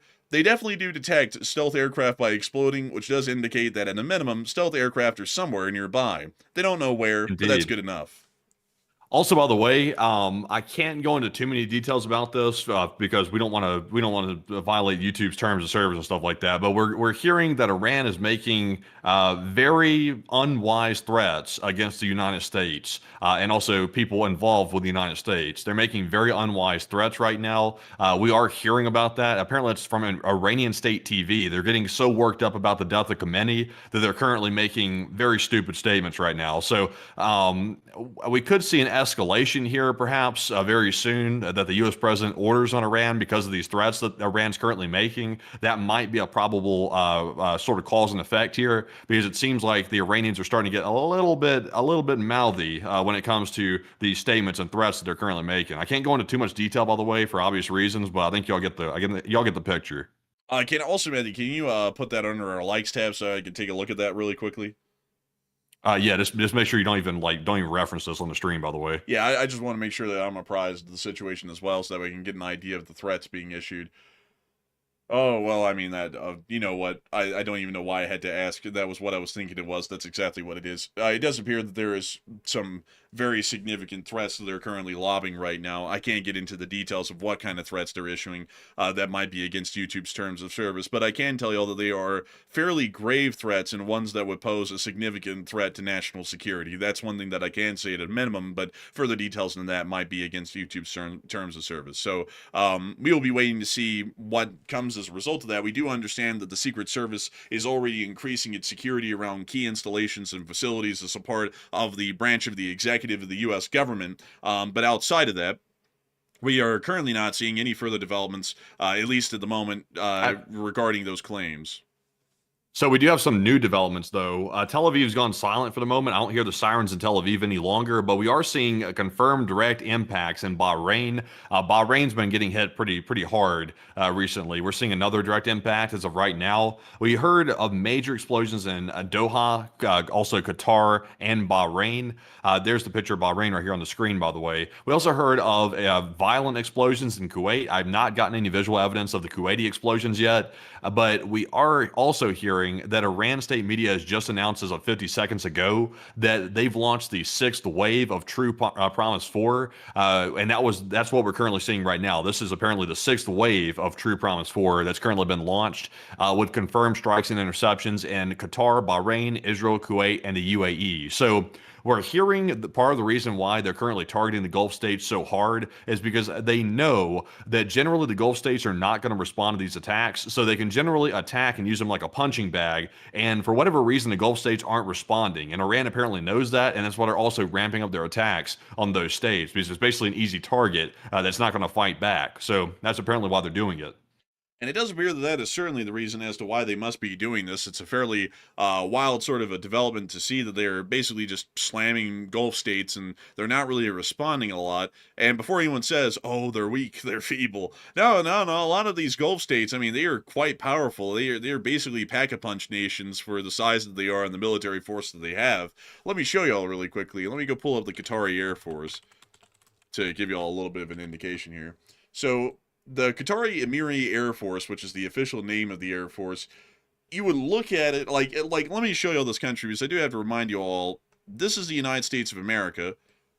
This is Qatar. Qatar is about the size of a human thumb. Actually, let me go get you all the true size, man, because I have to make sure that I do every possible measure to get you all an idea here of the absolute enigma that's posed here as to what the hell is going on. So let me overlay. So this is the United States of America overlaid over the Middle East. Better yet, I'll actually go grab Qatar itself as an individual country, and we'll go drag that over here to America to give you all an idea of its size. So If we were to throw this thing over America, this thing is about 2/3 the size of New Jersey. So it's not big at all. I mean, like, Philadelphia would take up most of the land area of the nation of Qatar. So this thing is quite truly the size of a human thumb. Yet, at the size of a human thumb, Qatar actually has 30 Dassault Rafales, which are the most advanced French aircraft currently available. They also have around 24 Eurofighter Typhoons and 46 F-15 Super Eagles. So that gives them a total Air Force volume of around, at least in terms of direct combat power that are not conversion trainers, that gives them a direct combat air power of around 100 multi-role aircraft. And once again, they're not weak aircraft. They're entirely capable and incredibly competent. And not only that, they have great air defense forces. The air defense forces in Qatar are hard at work. We don't really see any air defense in the UAE, and they have a very large air defense force and an incredibly large air force to boot, even larger than Qatar's. And yet, none of these pack-a-punch nations are doing anything against Iran in retaliation for the attacks that they're conducting not on U.S. forces within their countries, but on civilian infrastructure and their own innocent civilians within the Persian Gulf. I mean, it's really an odd sort of an occurrence, and I do not know why in the world they have taken so long to respond, because I would assume that they would immediately respond, yet they're still getting slammed, and we haven't seen an offensive action or a counteroffensive action by any of these nations yet. Yeah, that's true. And also, by the way, we are getting a little bit more breaking news right this second. I am seeing here that we have a video of a direct impact over Doha, Qatar. We've gotten a video of that, by the way. And then after that, I have something really cool to show y'all, by the way. So this is a glimpse into the U.S. ISR reconnaissance capabilities. We'll get into that in just a second. But for right now, though, this video right here is about to show you a direct impact in Doha, Qatar that just took place. So let's take a look. And you see here the air raid sirens going off as the smoke is rising over the city after the impact. Moving on from that clip, which is a very tiny clip of what's going on in Doha, Qatar, we also were able to see this. Let me explain this one real quick, because this is fascinating right here. Let me go ahead and mute this Tel Aviv cam so that way I can focus here. This is fascinating. This right here appears to be laser-based ISR, because if you notice, this is not a normal picture that we're looking at right here. This appears to be extremely detailed to the point. This resolution is crazy, by the way. I believe this is a laser-based system of some sort, but that vehicle you see right there in the center is an Iranian, I believe, a TEL launcher. I think I'm pretty sure that's what that is, that you're looking at right there. This is a U.S. capability that you're looking at. That is beautiful right there, how clear that really is. That's a rare look into it. That is really something, honestly. I mean, like, look at the fidelity of this, folks. This is about as high quality of an image that we could get. I saw someone say LiDAR. I mean, you would think it would be a LiDAR with how high quality this is right here. But it is a very interesting sort of an ISR imaging capability right here. Really neat to see. And it also is very interesting to know that we are using this to specifically target and destroy the air defense systems of the Islamic Republic of Iran, showing the suppression of enemy air defense is going quite swimmingly. This thing got blown up right after this part of the still that we're seeing right here. But very high quality footage. Incredible stuff to see. Moving on out of that, we have been hearing about those continued explosions within Bahrain, and we are still waiting to see further developments and information at this moment right now. I see a lot of people talking about the ongoing situation with the Orb of Judgment. The Orb of Judgment has disappeared, folks. I just want to make that clear. The Orb of Judgment was seen about an hour before the U.S. hit Tehran, and then after... you know what's kind of interesting, Matthew, coming to think about it? The Orb of Judgment always shows up when someone important gets captured or killed, come to think of it.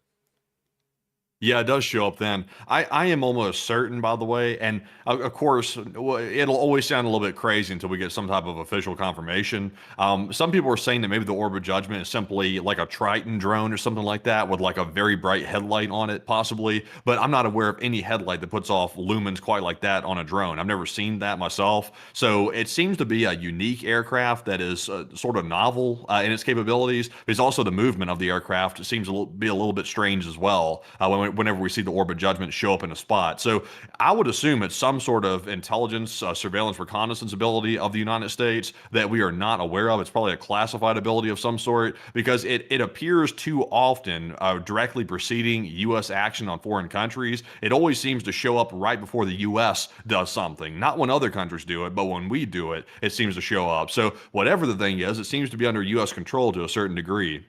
And it does certainly appear that the Orb of Judgment apparently answers to the U.S. Department of Defense, which is quite interesting. I mean, apparently you control some sort of ethereal creature or whatever, but it apparently always hovers over a city whenever we're about to capture or kill someone who's important. So we can at least get that kind of an idea of it. That's a connection that we can make at the moment with all 3 sightings of the Orb of Judgment. And we'll be trying to figure out some more information on the Orb of Judgment if we can ever get it. We don't know if we will. But also a lot of people talking about the bright light on the front of a drone. That wouldn't really make a lot of sense because the whole idea of a drone is that it flies at an incredibly high altitude and it's generally hard to detect or see, or at least it's generally out of reach a little bit. And putting a giant light on it to the point that it's literally a giant glowing orb in the sky really wouldn't make a lot of sense. We are hearing that sirens are once again going off further in Tel Aviv right now as the air defense situation is still ongoing over that area. Yeah, so we are hearing the sirens going off in Tel Aviv once again. We're also seeing, let's check the red alerts here. Let's see. Red alerts all over. Like, we're seeing red alerts, Tel Aviv especially. We're seeing the Negev deserts being lit up once again. We have not seen any impacts in Negev, by the way. I haven't even seen interceptions in Negev. So not sure what's up with that. But currently, we're seeing cameras scanning the skies of Tel Aviv. They're currently looking for interceptions. The sirens are blaring, by the way. Like, it's hard to hear anything over the sirens, but they're currently in a heightened state of alert. They're on the hunt for incoming Iranian missiles. So I'll let you know if I hear an interception here in just a second, and I'll keep you up to date. We have been able to hear that China, aka Kylie Jenner, has stepped forward with a Pepsi. We are now hearing that they are urging everyone for an immediate ceasefire, and can we all just get along and have a bottle of Pepsi? Y'all probably all remember the commercial I'm talking about. But beyond that, it appears that this is now the Chinese response. So for everyone who was saying, oh my God, the Chinese are going to come in and they're going to curb stomp everyone, well, now that's the Chinese response. They're just asking for a ceasefire. This is literally actually the same response that they gave to the war in Ukraine, and look how little that did. So it seems as though the Chinese have already made it clear their willpower to really help out the Iranians is non-existent, and the best effort that they're going to make is go, please stop everyone, and that's going to be it. So we already knew that that was coming. The Russians will probably make a comment tomorrow going, the West is escalating only further, and then they'll leave it at that because they've made that claim about 900 times in 4 years, and they never do anything about it. They don't have a way to do anything about it. That's really the larger thing of the two, is that they don't have the support facilities that we have. I mean, if they wanted to fight us in the Middle East, where do they fly their jets out of? Where in the world do they fuel up and rearm their ships? Where in the world do they drop off their soldiers? There's literally no one in the Middle East that would do that for China, so they really can't even come out here and help anyone or do anything for that matter, unless they wanted to get obliterated trying to make it to an Iranian port right now in the middle of a war. So that their responses are well measured because they know, analysis-wise, there's literally no way to help the Iranians from their end. But the air defense Also, oh, I'm sorry. Go ahead. Oh, no, go ahead. Please, by all means. I was about to say, I'm seeing a lot of people say, what the hell are y'all talking about? You say there's a bright orb over Iran. It was over Barrage, Iran, by the way. We cannot show the full video due to copyright reasons. We can show a photo, though, of the object in the sky. I've just reposted it, by the way. You can see it's a very bright object. Like, zooming forward to it where you can see it, we're about right there. This was the object over Barrage. Right before the missile attacks took place last night, we saw this orb show up over Barrage. And this is not the first time we've seen it. We saw it allegedly in Venezuela. And we've seen it in other active conflict zones as well where the U.S. is involved. So people are speculating that some type of reconnaissance ability, nobody knows. But this is the object that we're referring to when we say that. Now, the first time this thing showed up, it was during the 12-day war of last year in 2025, and it actually showed up glowing a bright red, according to eyewitnesses on the ground. Since then, we've never seen it show up in red again. It's always shown up as a solid white orb. This is not the moon, and this is not the sun, by the way, just to make that clear.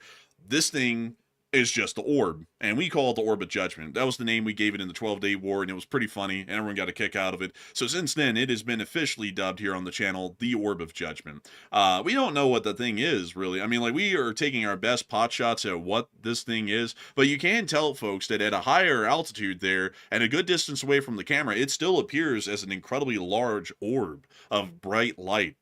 just don't know what it is. Or we think, if anything, it might be reconnaissance based, because it doesn't appear to have any weaponry on board, and it appears to just kind of show up, hang out, and then leave, and then right after that, something major happens. I mean, some people have gone as far as calling it maybe some sort of an angel of some sort, from biblical description. Which, I mean, like, it kind of, like, you know, like, if you kind of notice, like, just like not getting into the religious side of things because we don't talk about it here. I mean, it kind of does seem like it matches kind of like a biblical description, at least in the basic framework, because usually, if y'all don't know, in biblical terms, angels would usually show up to mark some sort of a significant event that was soon to happen. So a lot of people have been calling this the angel. Maybe we could call this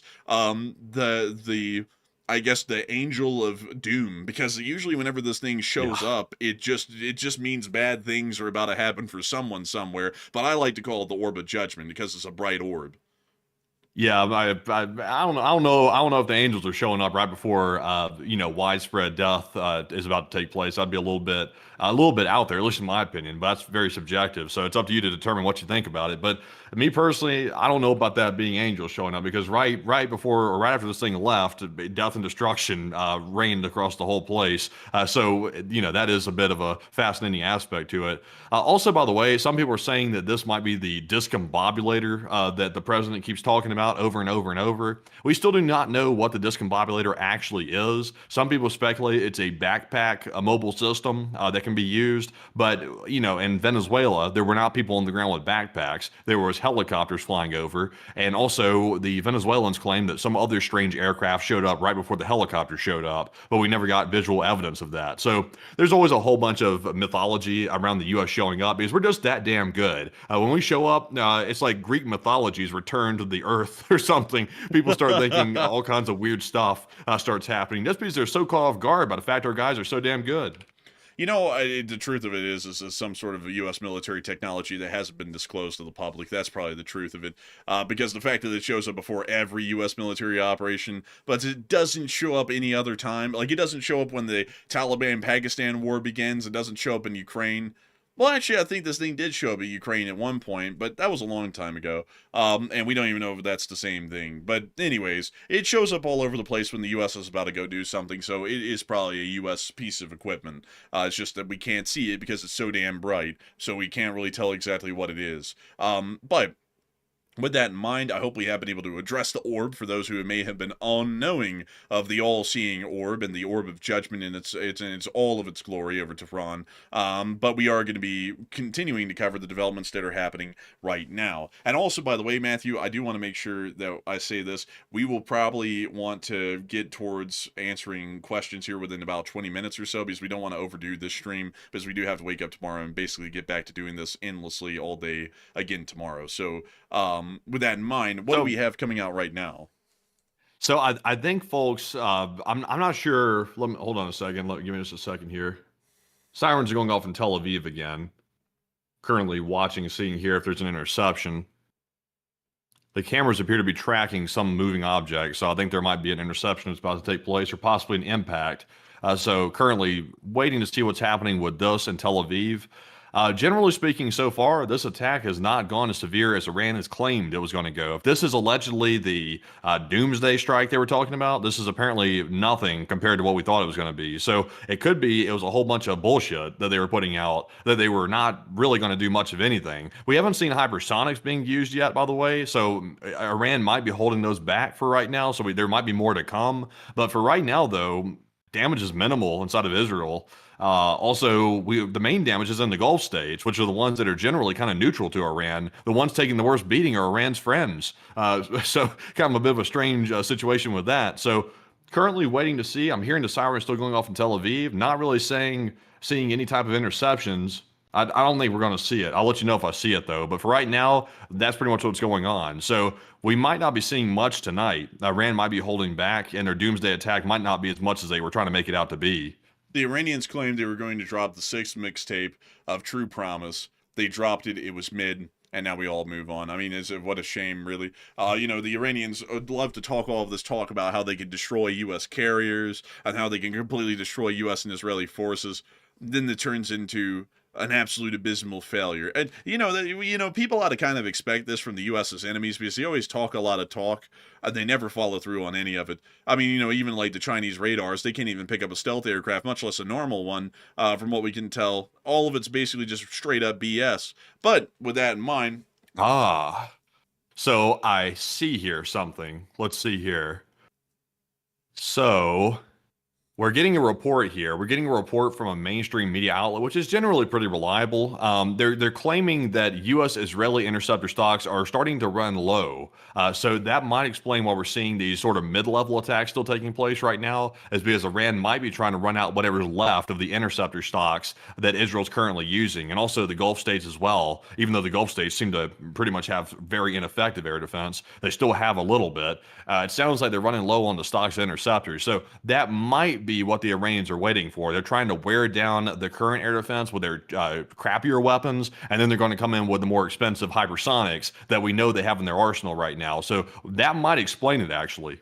But wouldn't it make sense to use the hypersonics, considering that they might have a higher chance of making it through the air defense while the air defense is active, and then use the cheaper, less effective missiles that could easily be intercepted once the air defenses run out? Well, I think what Iran might be trying to do here, I think what they're trying to do is use their cheap to mid-tier missiles to overwhelm and empty out the interceptor stocks of Israel. So that way they can then launch the actual Doomsday order. And I'm trying to give them a little bit of leeway here because, of course they just claimed they were about to do it now and they really didn't pull it off. But they could be trying to perform the hypersonic attacks in the midst of a wide-ranging ballistic attack. So it might be that possibly, but that once again, I'm trying to see if there's maybe some type of legit argument here that Iran's trying to make, but we don't know. It could still be bullshit for all we know. It could be. I'm kind of leaning towards that a little bit. I mean, maybe it's not.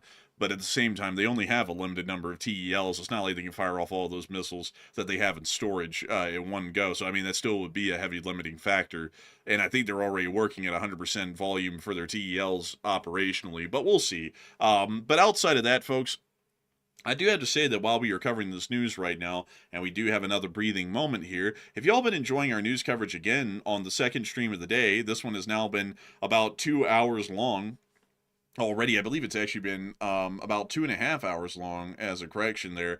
But I do thank you all so much once again for watching so far. If y'all have enjoyed, please make sure to subscribe. We've been running streams practically religiously at this point on this topic over the past really about 24 hours at this point. We've run on total 4 breaking news live streams in 24 hours, each one averaging about 5 to 6 hours each, just about. So it does seem as though we could definitely be seeing that this will be continuing tomorrow, and we'll probably be having to continue the same work effort tomorrow. So with that in mind, if you want to hear further developments and information of the same kind of quality and information, please make sure to subscribe, because if it wasn't for folks like you, we wouldn't all be able to make this channel possible, and we wouldn't have a wonderful group of people to inform around the entirety of the world about what's going on in your own backyard, in some cases, or what's going on far overseas that isn't covered in your domestic news cycles for those here in the West. So with that, I hope that does address that well. And I just saw someone say, "Bro, you sound compromised." No, I'm tired as hell. Like, that's the truth. Like, my head, I got a bad headache. I'm dehydrated. I'm tired, and we're still running this thing. Compromised? No. Tired of shit? Hell yeah. So with that in mind, we are going to be making sure to continue to cover the developments that are going on in this area. Hey, Matthew, do we have any further developments right now? So right now we appear to be in a bit of a lull state right now. We are seeing that apparently missiles are still en route to targets. By the way, we're seeing Manama Bahrain's also taking another hit. Appears to be a hotel this time. So once again, Iran's back to their terroristic ways of striking a civilian infrastructure instead of hitting military targets. So that's generally what's happening right now, is just a bunch more strikes that we've been seeing so far. But with that, folks, while we're taking a bit of a break here, let's get a couple of our current super chats that are currently in the queue while we wait for more breaking news to break out of this ongoing attack that we're seeing right now. So our first one here is going to be a super chat, which goes to B. Justin, who put in a $100 support. And thank you very much, B. Justin, for that support. We appreciate that. It's very generous of you. And Enforcer, what say you? I gotta thank you so much for the incredible support and helping this channel to keep running. And we're on to the next one. We also have a $100 support from Kratos, who said, "You two are awesome, and we appreciate your grind." And thank you so much for the unbelievable support, Kratos. And we try our best to stay on that grind. And I gotta say, folks, I thought it wouldn't be too hard to run a second stream. But interestingly enough, talking as how I'm talking, it is actually kind of getting a little bit exhausting. I told Matthew we were going to run a high quality show like a Spielberg, something like that, here on the second show. And I gotta be honest with y'all. 2 shows a day. I mean, we are really kicking it these days. I mean, we are going in high gear, and that's coming right off of the tail end of a already major live stream that ran for, I believe, it ran for 6 straight hours, and then we did another 2 hours after that, really after only about a 40-minute to an hour-long break. But a big thanks to you so much once again for support and helping this channel to keep on running. I hope that does address that well, and we are very honored to know that so many people are really enjoying our work effort and the news that we are putting out, because at the end of it all, folks, you're going to be shocked. The Enforcer channel runs on 2 people. That is me, and that is Enforcer Matt. The 2 people who are on air, we run everything on air and off air on the show. It's a decent amount of work, but we're always honored, and we hope that our passion and our dedication to this sort of work always shows through in the kind of quality that you'll get on air, because we do literally everything to be able to make this show a reality every day, multiple times a day at this point. So a huge thanks to you so much once again. I hope that does address that incredibly well, Kratos, and we are on to the next one. And we are seeing, by the way, the sirens going off in Tel Aviv yet again right now. So we are seeing that. So we'll keep an eye on it. I'll let you know if there's an interception. But moving on to our next super chat. In the meantime, though, a big shout out to Poi Vor, who put in an $80 support. And thank you very much, Poi Vor, for that support. They said, here's some sweet Aussie dollars for the hardest working team in war correspondence. And I've been watching you since the start of the war in Ukraine and tune in nearly every day. And thank you for keeping us up to speed and keeping us informed. And thank you so much for enjoying our work. And thank you so much for appreciating the news that we cover and the kind of information that we try and provide. I got to thank you so much for watching us through all this time. You've watched this channel evolve quite a great deal, and really come over the whole entire situation as far as what's been going on over the past 4 years. We went from covering the Ukraine war as our only topic of news to now we cover every single conflict largely going on in the globe that is of any major strategic importance. And I got to thank you massively for the support and help this channel to keep on running, because it is folks like you who help to make this channel possible and help us to keep this thing running. And so with that, I hope that has addressed that well. And with that, we are on to the next one. Also, by the way, a big shout out to Based Soda, who just put in a $50 support as well. And thank you very much, Based Soda, for throwing in that support. And of course, that's very generous. They said, Uber some Motrin and gallons, jugs of water. My treat. Thank you so much for the support, Base Soda. And I might have to get myself like little gallon jugs of water and just like guzzle them while I'm on air, because I mean, like, water is something that is actually kind of hard to come by while I'm running the show. But then again, I talk nonstop. Dead air is a bad thing for a show, and a lot of people are like, God, this guy loves to hear himself talk. If I had a choice, folks, I would stop talking a lot. But the reality is that if we do that, this show becomes a lot slower paced and then a lot more boring. And we want to make sure that when y'all are watching news, it actually sounds interesting. There's always something going on, at least at a minimum. People seem to enjoy that a lot more than just dead on silence in the middle of nowhere. But a humongous thanks to you so much once again. I hope that does address that incredibly well. And with that, we are on to the next one. And we also have a super chat coming up here from none other than George Allison, who put in a 50. And thank you very much, George, for that $50 super chat. He did not leave a comment, but we appreciate you very much, George, for helping to keep the channel running. We also just got a $100 support from YouTube Guy Com. And thank you very much, YouTube Guy, for that $100 support. We appreciate that very much. Very generous of you. He said, you guys are awesome. And thank you so much for that incredible support, YouTube Guy. And you are awesome for supporting this channel and helping us to keep our work going. And so a big thanks to you once again. And we are on to the next one. Also, by the way, someone said, I love y'all's voice, that sportscaster voice. This is actually my real voice, by the way. People think I'm putting this on, and people think Andrew's putting his voice on. This is the way I sound in real life. I've gotten it my entire life. People will see me in person. My voice does not match my face, and it doesn't match me either. I'm sort of a, I guess not really slim necessarily, but I'm not exactly what you call like a big burly type person that would generally have a voice like this. So people are always like, dang, you have like a radio voice. I'm like, I guess so. So I guess we're putting it to good use. But anyway. And what's funny, moving on to our what's funny, man, is that we'll go around in public, folks. We didn't get this a lot in Alabama, but once we moved our headquarters out here to Utah, which is basically just where we live, once we moved out here to Utah, basically everybody that we talk to in public would be like, "Are you a singer? Do you do radio? Are you on TV? And we're like, no. Like, we're like, YouTube, but, not TV or anything. And then people are like, are you singing, man, Kathleen? Sing a song. And we don't sing. Like, we're terrible at singing. You can ask anyone who's been around for a minute. We've tried it. It's bad. But anyways, we're on to the next one. We also have a $50 support from none other than Chris Feilbach, and thank you very much, Chris, for that 50. He said about martyrdom, it takes about 86 years, and don't you kind of suck at it? I think that's kind of a fair assessment. Just saying. I mean, like, that is kind of like a good point. I mean, if the guy is like almost like dead from old age, and then he gets martyred, then is that really martyrdom or is that not? And that's an interesting one right there. It's an interesting one indeed. And so a big thanks to you for the support and helping this channel to keep running. I hope that it addressed that well. And with that, we are on to the next one. We also have a $100 Canadian support, 100 Canadian that is, from Joel Whitlock. And thank you very much, Joel, for that massive support as well. He said, if you think there were any chemical warheads or pharmaceutical weapons that we've heard about, I haven't heard of any of them pharmaceutical weapons, but there is always a risk of chemical warfare being used by a country like Iran, and we do understand that there may be some precautions being taken at this point, at least right now, but we don't really know exactly for sure. As far as biological warfare, which I think the pharmaceutical part was asking about, we haven't really heard a lot about those threats either. As a matter of fact, those don't really seem to be that much into the equation, but they may rise in prevalence the worse the situation gets for Iran in the coming days. So I hope that Ezra said the best I can, and a big thanks to you for the support and helping this channel to keep on running. And with that, we're on to the next one. And we also have a super chat this time from none other than Yanara Sorkafor. And thank you very much, Yanara, for that 50. And they said, first time I can give a super chat. And I've been following y'all silently since day 780. And you're doing an absolutely amazing job. And you deserve your fun for Costco chicken, coffee, and everything else. And it needed to keep up with all these events. And love from Canada.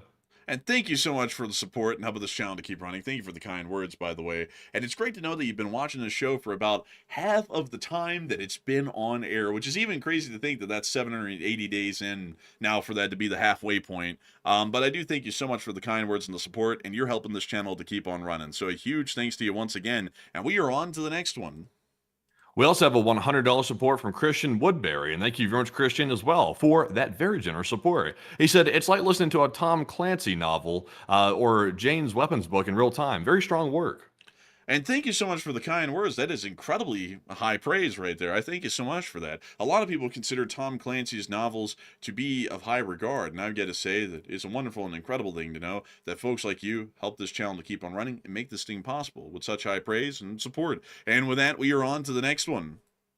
We also have a $20 support from none other than Daniel Hammett. And thank you very much, Daniel, for that support as well. He said, please order some DoorDash and keep us informed on the war. Oh, you thought I didn't? I'm just kidding. I actually had to go out and try and get something, actually, in the little interim that we had. And then right when I got back, folks, I was eating the appetizer that I got because I hadn't had anything to eat all day until we got off the show, the first one today. And then as soon as I was doing that, Matthew called me and he was like, oh, hey, what's up, man? I was like, oh, hey, what's up, dude? Like, we actually have this little thing, by the way, I'll tell you a little bit about what we do. Like, every time we get on a call, we go, oh, hello there. Like, we do it just like that, and then the other one does it back. That's what we do. But he was like, oh, hello there. I was like, oh, hello there. He was like, man, they're about to conduct a Doomsday attack. I was like, damn. I was like, right now. I was like, we just got done with a 5.5-hour, 6-hour show nearly. But then we came right back on air, and then we covered the biggest attack of all the attacks, which ended up being kind of a normal one, really. But anyways, I do thank you so much for the support and enjoying this show, and we will get some Costco chicken and coffee and whatnot. And so a huge thanks to you so much once again, and we are on to the next one. All right, and also, let's check here real quick. I'm trying to see something. Trying to see if I have any more breaking news right now. I think we're good for right now, but I'll keep an eye out. So moving into our next super chat, this one goes to Nick Hines. And thank you very much, Nick, for that $50 support. He said, LSA and Iran may have sleeper cells in America. However, I'm fairly sure that there are various departments like DHS and CIA that are already under surveillance. And in the past, they were called before anything ever happened. And thoughts, amazing enforcers. So unfortunately, Nick, I hate to say this, of course, by the way, because of course it affects me just like it affects everybody everybody else, there are going to be issues in the United States going forward. So it's not a time to panic. That's the key, because the whole point of these situations is to cause people to panic. So you don't want to do that, or you're giving right into the terrorists. But you do need to be vigilant when you go out in public, because you never know what these people are planning to do. So it's wise to be vigilant. It's good to think about self-defense, and don't be oblivious when you get into crowds and stuff like that. In fact, me personally, I'm going to probably avoid crowds. I did that anyway, but I'm definitely going to avoid them now. But Enforcer, what say you? I would have to definitely agree on that. It's best to avoid crowds at the moment, but there's definitely going to be some homeland security issues coming up from this. And generally, it's not the CIA who looks over that sort of stuff here on the domestic front. That would actually be the Federal Bureau of Investigation, also called the FBI. They actually have groups, undercovers, and a whole bunch of agents that basically observe and watch these groups. There's actually a great guy out there right now who wrote a book. He was actually an undercover FBI agent, and he was the one who infiltrated groups like the Klan and the Base and other groups like that. He has some very wildly interesting stories that he's published out there on YouTube, and he's even written a book about it. But generally, it's the FBI that takes care of that sort of stuff, or those sorts of develops domestically, but they can't catch all of them. So there is definitely going to be some sort of an issue or some sort of attacks that happen on U.S. soil, and that requires a great deal of vigilance and also heightened security by the citizenry themselves to be able to protect the whole of the United States of America from these ne'er-do-wells that may be here within our own borders at the moment right now. So I hope that does address that the best I can, and a big thanks to you for the support and helping this channel to keep on running. And with that, we are on to the next one. And we also have a $50 super chat from James Hughes. And thank you, James, as well. I said the Ford super chat in just 3 days. I love giving it to you guys because, but not to YouTube. But you guys are doing such great work, and thank you. And thank you so much for the kind words. We're glad to know that you appreciate our show and you want to support it. And we thank you so much for helping it to keep on running. And with that, we're on to the next one. We also have a $50 super chat from none other than Dragon Golem once again, and he puts in a 50 and said, "You guys are doing good. Remember to stay hydrated, and is there any word if Russia or China has issued a statement about the attacks?" China has stated, please stop. Like, that's literally been their statement. They're asking for a ceasefire, but they're not condemning anyone, actually. And that's actually fairly Chinese behavior, actually. That's what they normally do. And the Russians have basically said nothing. If they say anything, it's going to be like, the world is getting more dangerous or something, and then people are going to be like, oh god, they're going to kill us, and the nuclear bombers are flying, oh no, and it's going to be nothing. They don't do anything when they make that statement, so don't worry about it at all. Like, the Russians and the Chinese are in the periphery right now. They can't help Iran, so making any sort of threatening statements and then starting another war, it wouldn't help out Iran, and it wouldn't help them out either. So they're just going to sit back and kind of lament the whole deal, but there's not a lot they can do. So I hope that does address that well, and a big thanks to you for the support. And with that, we're on to the next one. Also, by the way, I just want to give a shout out, by the way. We are very grateful. We have gained a hell of a lot of subscribers over the course of those recent events that broke out last night. We are currently, I think we're like, what is it, like 10, 15,000 subscribers or something like that. It's an insane amount ever since this broke out the other day. I just want to take a second to say that if you want to keep up with this and also be notified of our streams going live, the only way to do that is to subscribe to the channel, hit the bell button, by the way. We will be going live, I would imagine, quite a bit in the upcoming week or so while this war is going on. This war is expected to last over the course of weeks. So we'll be going live whenever there's something major happening with it when time does permit. So if you want to do that, or make sure you subscribe. Of course, we appreciate you all subscribing very much. And of course, we welcome you to the channel. But our next one here goes to none other than Trister1, who puts in a 50. And thank you very much, Trister, for that support. He said hello to the LSA. And a big hello to you, and a big hello to the whole of the LSA. By the way, folks, gotta let y'all know, when you subscribe to this channel, you automatically become a member of our community, the amazing folks that make up the Enforcer channel, which are called the LSA, which stands for the Lee Spring Army. Generally, the Lee Spring Army is, well, not generally, it is a pro-Western, pro-American group that looks out primarily for American and Western interests without taking a specific political lean.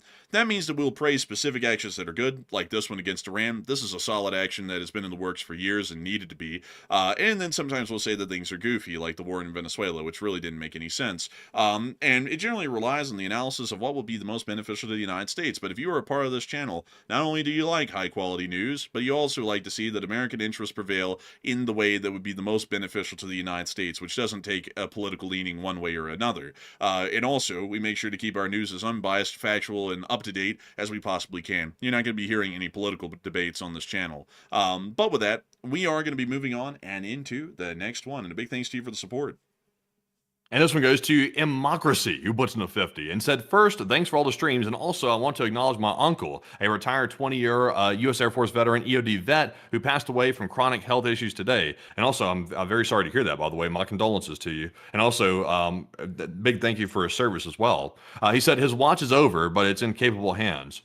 And I got to say, I'm very sorry for your loss as well. It's quite unfortunate to hear. But I would say that hopefully he is in a much better place now. And so, big thanks to you for the support and helping this channel to keep on running. And with that, we're on to the next one. We also have a 50 from Steve Otten, and thank you very much, Steve, for that $50 support. He said, I may not watch daily due to time, but I know this is the spot to come to for the best coverage possible when shit hits the fan. And oi, oi, keep doing what you're doing. And thank you so much for the support and helping this channel to keep on running. And we are going to keep doing what we've been doing. And a humongous thanks to you once again for that incredible support and helping this channel to keep rolling. And we're on to the next one. We also have yet another $50 support, this time from Joseph Carr. And thank you very much, Joseph, as well. He said, keep up the great work. And as far as the not-so-supreme leader of Iran goes, it looks like he's knocking on Satan's door. Well, you know, I heard that you know, he was definitely not on the staircase to heaven. I mean, that's kind of for sure at this point. But I do thank you massively for the support and helping this channel to keep it running. I hope that does just that well. And with that, we are on to the next one. And we also have a $100 support that just came in from none other than Kratos. And thank you very much, Kratos, for that. A second support of the day. We appreciate that very much. They said you guys are going to have a busy week. We really appreciate what you do. Enforcer is the media, and you two are a staple and more important than you know. And get some rest when you can. And thank you guys. And thank you so much for the incredibly kind words and the support. And you know, it actually is kind of crazy because as far as news agencies go on YouTube, we actually beat all of the mainstream news agencies last night when the war broke out for the amount of people who came here, which is actually showing that we're changing the general news, I guess you could say, terrain a great deal if we're to get corporate there with our speak. Apparently, a lot of people are now choosing to watch us over mainstream news outlets, at least on YouTube, which we're always incredibly proud to see, and we're happy to know that we're able to keep the nation of the United States well informed on what's going on around the world, because I believe that a well-informed and truly intelligent public is what is most important and an imperative for the United States of America to have a functioning and successful democracy. And so a huge thanks to you for the support and helping this channel to keep on running. And with that, we are on to the next one. We also have a $50 support from Professional Piercer. And thank you very much, Professional, for the support. He said, thank you for the coverage. And was Dubai hit? And you think the Burj Khalifa will get hit as well? And just to make sure it isn't the tallest building anymore. Yeah, actually, I don't know when that super chat was thrown in, but if it was earlier or even later in the stream, it actually wouldn't matter because this happened in our last show. The Burj Khalifa has actually been directly hit by drone attacks already, and it also does appear that Dubai has taken multiple hits at the international airport, the Burj Khalifa, the surrounding buildings around the Burj Khalifa, the Burj Al Arab, and other key landmark locations within Dubai that are generally world-renowned. So I hope that does address that, unfortunately, the best I can, but a big thanks to you for the support, and we are on to the next one. All right. And also, by the way, we are getting word at Iraq near the embassy in Baghdad. It's the same footage we've had before, by the way, but I'm getting some more details right now that apparently individuals associated with Iran-aligned armed factions are the ones leading the charge to break into the U.S. embassy in Baghdad. So that was expected, by the way. We'd already said that before. I'm going to go ahead and repost that piece of news right now. And it appears to be the Iraqi security forces are basically unleashing beanbags and bear spray and stuff like that on them to get them out of there. But it seems like they are determined because, of course, these are Iran-aligned factions and they're not going to give up easily. So the U.S. embassy in Baghdad is currently under threat, and that is confirmed as of right now. It's definitely under threat from Iranian-aligned people, apparently. So that's not good. But Enforcer, what say you? Fairly unfortunate incident. Hopefully we'll be able to see that the Iraqi military forces that are currently around the embassy in the green zone, and also the U.S. Marines, most likely still at the embassy, will be able to protect it as best as they possibly can. And with that, we are on to the next one. We also have a $100 support from none other than Frustrated JD. And thank you very much, Frustrated, for that very generous support right there. He did not leave a comment, but we appreciate that. And Enforcer, what say you? And I got to thank you massively for that incredible support and helping this channel to keep on running. And we always got to say that we're massively appreciative of the folks who support this channel and help it to keep running. Y'all make it possible. And so a big thanks to you once again. And also, Matthew, it appears that we're hearing that there is some sort of a statement from the President of the United States on Truth Social. Do you think that you could find that for us really quickly and send it to me so that we can see if we can read it off on air? Yeah. Let me see if I can grab that real quick. Let's see here. Interestingly enough, the president was going to be scheduled to come out and make a speech today, but his people canceled that speech for some reason. We're not sure why. We're not sure if maybe it didn't go the way they were hoping it was going to go today, and they didn't really have much to report. But the president was going to speak. So let's see what we got on Truth Social here. Truth Social. I got to sign up for an account on Truth Social eventually to get these tweets notified, but I just hate to do that. But let's see here. So yeah, we are seeing a post here. Let me get that link so that way we can show the people. Let's see here. There's a link. I just sent it to you over Discord. To go ahead and give y'all a rundown of what this is saying while the enforcer pulls this up. The U.S. president has posted 3 minutes ago on Truth Social that Iran just stated that they're going to hit very hard today, harder than they have ever hit before, which is what we're reporting on right here on the stream, actually. They better not do that, however, because if they do, we will hit them with a force that has never been seen before. Thank you for your attention to the matter. So the president seems to be addressing exactly what we're covering right here on our stream right now. He must have been notified of it somehow, one way or another, either through open source, us, somebody. He found out through somebody. So he's apparently confirming that. I wonder if he has gotten intelligence from his own people, or he's going off of what's being said in the public and what Iran's saying publicly as well. I wonder where this is coming from that he's making a statement about. So he's corroborating the Doomsday order that we're talking about right now based in his post. And it does appear that apparently this has now brought on a threat of even greater conventional force, we would assume, being used by the U.S. Armed Forces, because I can tell you one thing. This is like some people are saying he's talking nukes. It's not nukes. Like the Russians say this stuff against Ukraine all the time, and you know what it usually becomes? It's just a larger normal attack if they can even muster it. The U.S. can definitely muster a larger attack against Iran right now. We do have the conventional ability to do such a thing, but this is more so saying that we'll ramp up the conventional attacks in the tempo if the Iranians start conducting overwhelming attacks against us. So with that, I hope we were able to address that statement that just came out moments ago. And with that, we are on to the next one.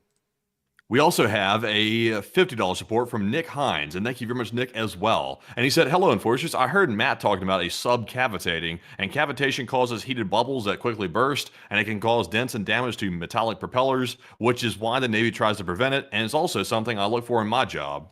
And that's actually true. And eventually, it's actually quite interesting. Cavitation happens to all propellers of seafaring vessels, and that's actually why on some ships, like for example, this is actually really cool in the sea because they have them on the deck. Let's see, the Queen Mary propeller.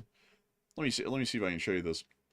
On ships like the Queen Mary 2, which are, I believe, one of the last ocean liners that travel the Earth's seas, they actually have spare propeller screws on board, so that way, if the propellers become worn out, they can bring this thing into a port somewhere and then throw these on. So that is actually true, and a fairly interesting sort of a little phenomenon, and it creates a humongous amount of sound, folks. That's actually how most submarines are ever picked up. It's not the sonar pings, and they don't actually sound like that little boop sort of a sound that you hear in media a lot. They're actually usually like high-pitched screech noises. I can't even imitate them. But beyond that, though, usually they don't use an active sonar. They use what's called a passive sonar, which is basically an aquaphone, and they listen around in the water for the sound of something cavitating, which could give away a ship or even a submarine if it has its propeller spinning at enough revolutions per a certain period of time or at a certain speed. So I hope that does address that well, and a big thanks to you for the support. And with that, we are on to the next one. And our next one here is going to go to none other than BC Skyman, who put in a $50 support with a super sticker. And thank you very much, BC, for that support. And we appreciate it very much, as always, from a channel legend. And we appreciate that very, very much. And Enforcer, what say you? And I got to thank you massively for the support, BC Scammer. We're happy to have you here tonight. And I hope that you've been enjoying the show. And we thank you greatly for helping this channel to keep on running as a channel legend. And so with that, we are on to the next one. We also have a 50 from Bad Skipper, and thank you very much, Bad Skipper, for that 50. He said, since this is an undeclared war, any casualties will not be compensated by the VA, according to case law developed during Agent Orange. And if the Congress shuts down next week, will this be another Agent Orange type situation for the veterans? Sadly, I wouldn't really be able to talk about that. I'm not entirely well versed in Veterans Affairs policies and also those sorts of situations. So sadly, I'd have to declare ignorance on that at the moment and probably guide you towards someone who would know a little bit more about Veterans Affairs policies and also law surrounding compensation. And so I thank you for the support and help this channel to keep on running. And with that, we are on to the next one. We also have a 50 from Matt Bartels. And thank you, Matt, very much. He said, thanks so much for the coverage today. Incredible stuff, gents. And thank you so much for enjoying the coverage, and we love to know that it is fairly credible. And big thanks to you once again, and we are on to the next one. We also have a 50 from Frustrated JD yet again, and thank you, good sir, for that support. He said, thanks for the update, guys, and keep up the good work. And thank you so much for the support and helping this channel to keep on running, and we will keep up the good work. And before we move on to the next one, I got to say that this whole orb thing has taken on a life of its own in the chat, man. I don't know if you're seeing this right now, but there's like literally every single comments about the orb. It's been like that for like 20 minutes. Have you been noticing that? People love a good mystery, by the way. I love a good mystery too, because part of it is it might be a real capability of the United States, and also part of it is kind of like psychological. Like the enemy might be seeing this possibly as well, and they might be thinking, "What the hell are they doing? What are they deploying over our skies?" I was like, "We don't know either. It could be anything. It could be the Orb of Judgment. It could be your worst nightmare showing up. Possibly. You never can tell. That's why Iran should be very careful about what they do, because you never can tell what will come out of the hangar." Honestly, I mean, like, I was even getting a blast out of this, folks. I've been keeping quiet on that for 20 minutes, but I think this is the funniest thing I've ever seen. The whole chat's just unify on this orb thing, and every once in a while, I'll see someone being like, "Stop with the orb!" And then after that, there's like 50 comments like, "Praise the orb, be the orb." And it's just the funniest thing, honestly. I'm getting a kick out of it. But anyways, with that, we are on. Matthew, we will have to, because eventually, folks, here in the future, we're probably going to get a merch store running for the channel again for like famous catchphrases and LSA merch and stuff like that. We are going to have to do something on the orb, Matthew, because, I mean, the orb is unreal with the cult following it has on this channel. Everybody knows the Orb of Judgment. I think a sapphire Orb of Judgment that sits on your desk that costs like $9 million might be a good thing for the merch store. You know, I've never thought of that, but that is brilliant. That is brilliant. But anyways, with that, we're on to the next one. And our next one here is going to go to none other than Rainbird Broadcast, who puts in the 50. And thank you very much, Rainbird, as well. He said, "Thank you from Alaska. My wife and kid are in the theater in Israel, and you guys are keeping me informed about what's going on. And please keep it going. And thank you for keeping me and my nerves at ease." I thank you so much for the support, Rainbird, and we're happy to know that we're able to keep people's nerves at ease, trying to cover this news in about the calmest and most pragmatic way we can, and I hope that they do stay safe. Make sure that if you ever get them on the phone, make sure to tell them and constantly stress to them that remaining near to a bomb shelter or some sort of a significant shelter would be quite important for them and their safety at the moment, as that will generally protect them from most Iranian attacks, and hopefully we'll be able to see that the armed forces of the United States and Israel are able to defend the skies over that area and make sure that the civilians and the citizenry remain safe. And so a humongous thanks to you for the support all the way up there in Alaska, and we are on to the next one. We also have a $31 support from Julian and Kate. And thank you very much, Julian and Kate, for the support. They said, "I had the TV continuously on and have a kangaroo burger and blackjack, of course, from historic Tasmanian. And we love you from the old guard for over 4 years and keep it going." And thank you massively, Julian and Kate, to the old guard of the LSA who have been here with us since the first month of our coverage 4 years ago. And I thank you massively for enjoying this channel and helping it to keep on running. If it wasn't for folks like you, we wouldn't be able to make this thing possible and keep it rolling. And I got to thank you massively for making this thing a reality. And so a huge thanks to you so much once again, on top of the entirety of the old guard as well. And with that, we are on to the next one. Also, by the way, the UFO channels are watching us, like some of the biggest ones. They're reposting us on Twitter, by the way. I think that's why we're having so much activity in the chat about the orb talk right now, is because apparently the UFO channels on Twitter, like I'm talking about the big ones, are currently showing our analysis of the Orb of Judgment over Barrage right now. So, I mean, fair enough. Like, fair enough. I will say this is a legitimate case that might want to be. There's really not much to study, to be honest, though. There's just a video showing a light source in the sky that appears to be stationary, but you know, there's stuff on the UFO stuff that I feel like is a little bit stretched a little bit when it comes to the truth, and then there's stuff like this that's a legitimate thing that we're really not sure what it is. So, I mean, you know, getting a little bit of UFO attention out here in the midst of all this crazy Iran news. Who is it? Let's see on Twitter. It is. Let's see here. I just got the notification. It looks like UAP Wixie on Twitter is one of them right there. Just tagged us in it as well. Really? Let's see. Where can I find that? I want to go see this because I find this actually kind of a little funny. You know, we're actually getting mentioned in the UFO circles for the Orb of Judgment. Under our notifications tab, you'll see it. Under our notifications tab. Let's take a look at that. Let's see. Hang on. Let me go see if I can find it here. I'm sorry, folks. I don't really navigate Twitter all too well. I just basically repost on the thing. Let's see here. I'd like, For some reason, man, I'm not seeing it on my end. I mean, I actually do have to say that we were fairly honored to know that people would mention us about the UFO. Oh, I found it, actually. I found it. Oh, yeah, look, they actually are reposting us talking about the Orb of Judgment. Isn't that crazy? Like, that is actually something right there. So apparently we're making wakes because in the middle of our news coverage, we mentioned the Orb, and that's now caught the interest of a lot of UFO aficionados. I have to say, me personally, I don't know if it's UFO or not, just to say that, as far as our official statements, we actually don't know what that thing is, and it's beyond our knowledge. We just know that it's a bright orb that shows up in key moments right before something big happens. That's really all we know. But anyways, with that, we are also we're being posted about in Reddit r/UFO apparently as well. I'm hearing really? as well. So we're making the rounds, folks. We're making the rounds. We didn't even intend to do that, by the way. We mainly mentioned it as a joke. It's a serious sighting, by the way. It's actually on video, but we really didn't intend to make it that serious, by the way. So we're honored that people are shouting us out. But oh my God, look at this. Look at this. Oh yeah, what is it? Oh yeah, what there we it? are on Reddit. Man, it's got 288 likes and 57 comments on us talking about the Orb of Judgment. I mean, I can't believe this, folks. I mean, the Orb is taking on a life of its own right here. Man, out of everything that someone could have clipped us about, they clipped us on the UFO talk, man. They clipped us on the UFO talk. That's crazy. Dude, I'm not gonna lie. I'm not gonna lie, and I'm gonna tell all of y'all. I mean, this is really the weirdest thing that I've ever seen us go viral over is talking about the orb. I mean, really, like, this is kind of crazy, Matthew. I mean, we mentioned the orb, and it's literally just gone viral at this point, really. But we're honored to know that a lot of people watch the show enough that they find it to be of interesting note and discussion. But me personally, folks, I have to tell you that sadly, we don't really have anything of substance to speak of on the thing. We just know that it's a thing, and that's really it. But anyways, with that, we are on to the next one.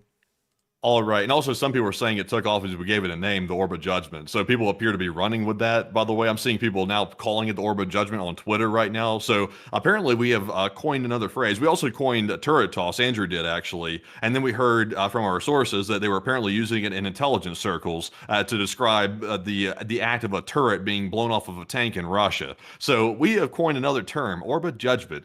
Very, very fascinating. No, we need to start copyrighting these things. Like, man, we need to start copyrighting. I'm just kidding. He's trying to monetize it. No, Dang, he's trying to cash in on this little. No, I'm kidding around. Honestly, I think it is just absolutely tops that people are going around saying Orb of Judgment. I mean, I'm looking through the Reddit comments on this thing, man. Literally, everyone's talking about, the Orb of Judgment. Like, they're literally calling it the Orb of Judgment. I mean, this is something else. I mean, we've come up with a new name for a new thing. First, it was turret toss. That was the most popular one that ever came out of our channel because the way the Russian turret would fly off a tank, I said it was like a hammer toss from the Olympics, so it looks like a turret toss instead. Instead of it being the hammer, it's the turret. Now we've come up with Orbs of Judgment, and now that's a big one. But anyways, with that, we are on to the next one.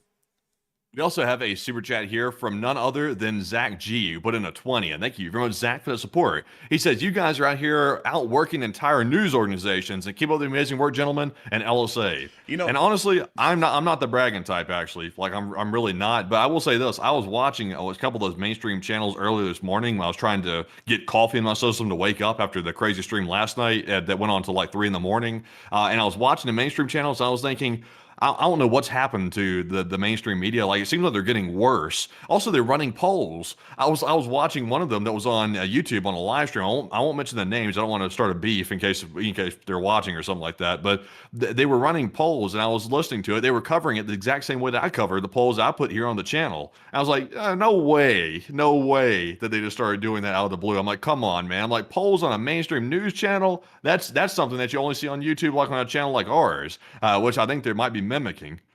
Yeah, and I mean, it's I gotta say that the reason why we are out here outworking most news channels that are mainstream is because we aren't doing it for a paycheck. We do this for the love of the game. I mean, we love covering news. It truly is something that keeps us going and is a huge passion for both of us. We love talking about it. We love doing it. And while I do have to admit that I am quite exhausted because we've been basically going nonstop with only about 5 hours of sleep and maybe an hour break since 11 o'clock yesterday. So, about 6 hours off out of the whole time that this has been going on. But I do have to say that we're entirely honored to be able to do this, and that's why we are generally outworking some mainstream news organizations, is because we love to do this, and we are honored to know that we get to tell you all about it. And so with that, we are on to the next one.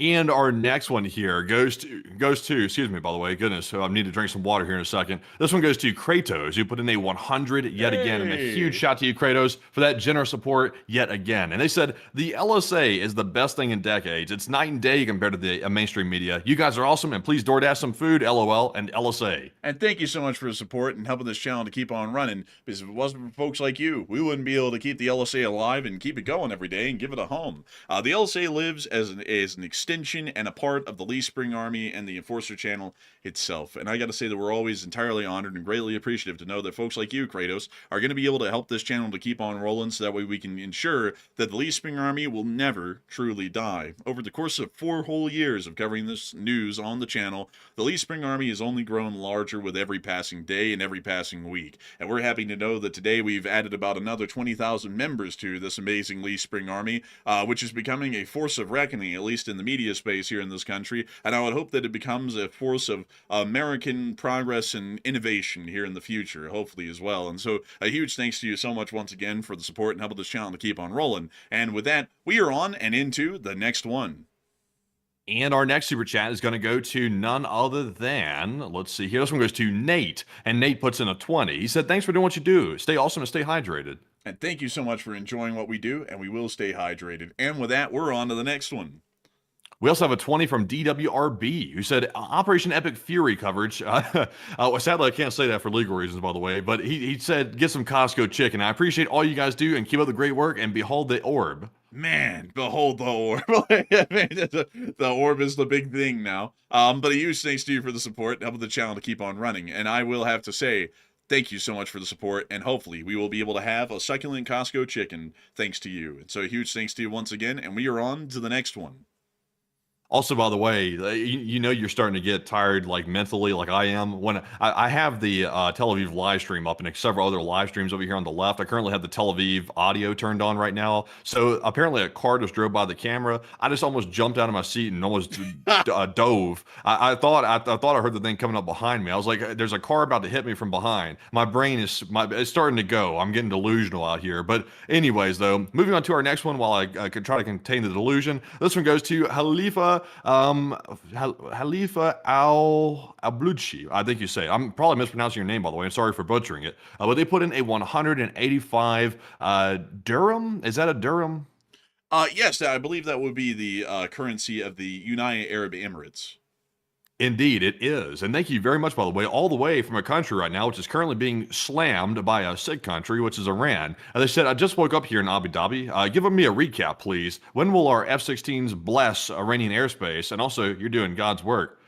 That's what we want to know about your country. We want to know why the UAE is not sending their F-16s to go hit Iran, or why they're not launching some type of offensive weapons back at Iran. We want to know that too. But thank you for that support. And Enforcer, what say you? So I've actually been able to do a little bit of research, by the way, while we were on air a little bit earlier, and I actually found out that apparently at this point, the United Arab Emirates has actually shot down around 200 missiles and around 60 to 80 drones from what we know. It's just that they have so many missiles and drones being fired at them that their air defense isn't able to catch all of it, and some of it is making it through. But apparently we're not getting footage, which is interesting, because I went and looked back on the side screen. I've been trying to do a lot of sleuthing on this, because I did see some people saying, no, that's not at all the case with the UAEs in this air defense situation. So I do have to give a retraction and a correction on air to that, because we always are trying to give you all the most accurate picture. The Emirati air defense is operational and it is working from what we know, and we are hearing reports that they have shot down about 200 missiles and around 60 to 80 drones.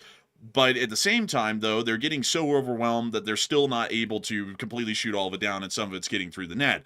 So with that in mind, we do know that the Emiratis are conducting defensive actions, and they're doing apparently quite a good job at it. We don't know the interception rate percentage, but we also have not seen that offensive actions have been conducted against Iran yet. I also got to say, I hope that you slept well in Abu Dhabi. I mean, you know, there's a lot going on out there, and a lot of people are having a hard time getting any sleep. So I'd have to say that's very good on you for getting some sleep, because it's always good to be well rested, even in the midst of something like this. I don't know, some people are going to be like, oh, that's stupid. Well, I mean, hell, what are you going to do? But like, you know, for the people who say that's stupid, I mean, what are you going to do about the whole thing? I mean, this guy is well rested in the middle of a war. Other people are not well rested, and they're still in the middle of the war. So I would have to say, I would hope that the Emirati government will respond soon. We already know that your government did make the statement that they will respond and that they are going to be conducting action against against Iran because they have a right to respond to these provocations.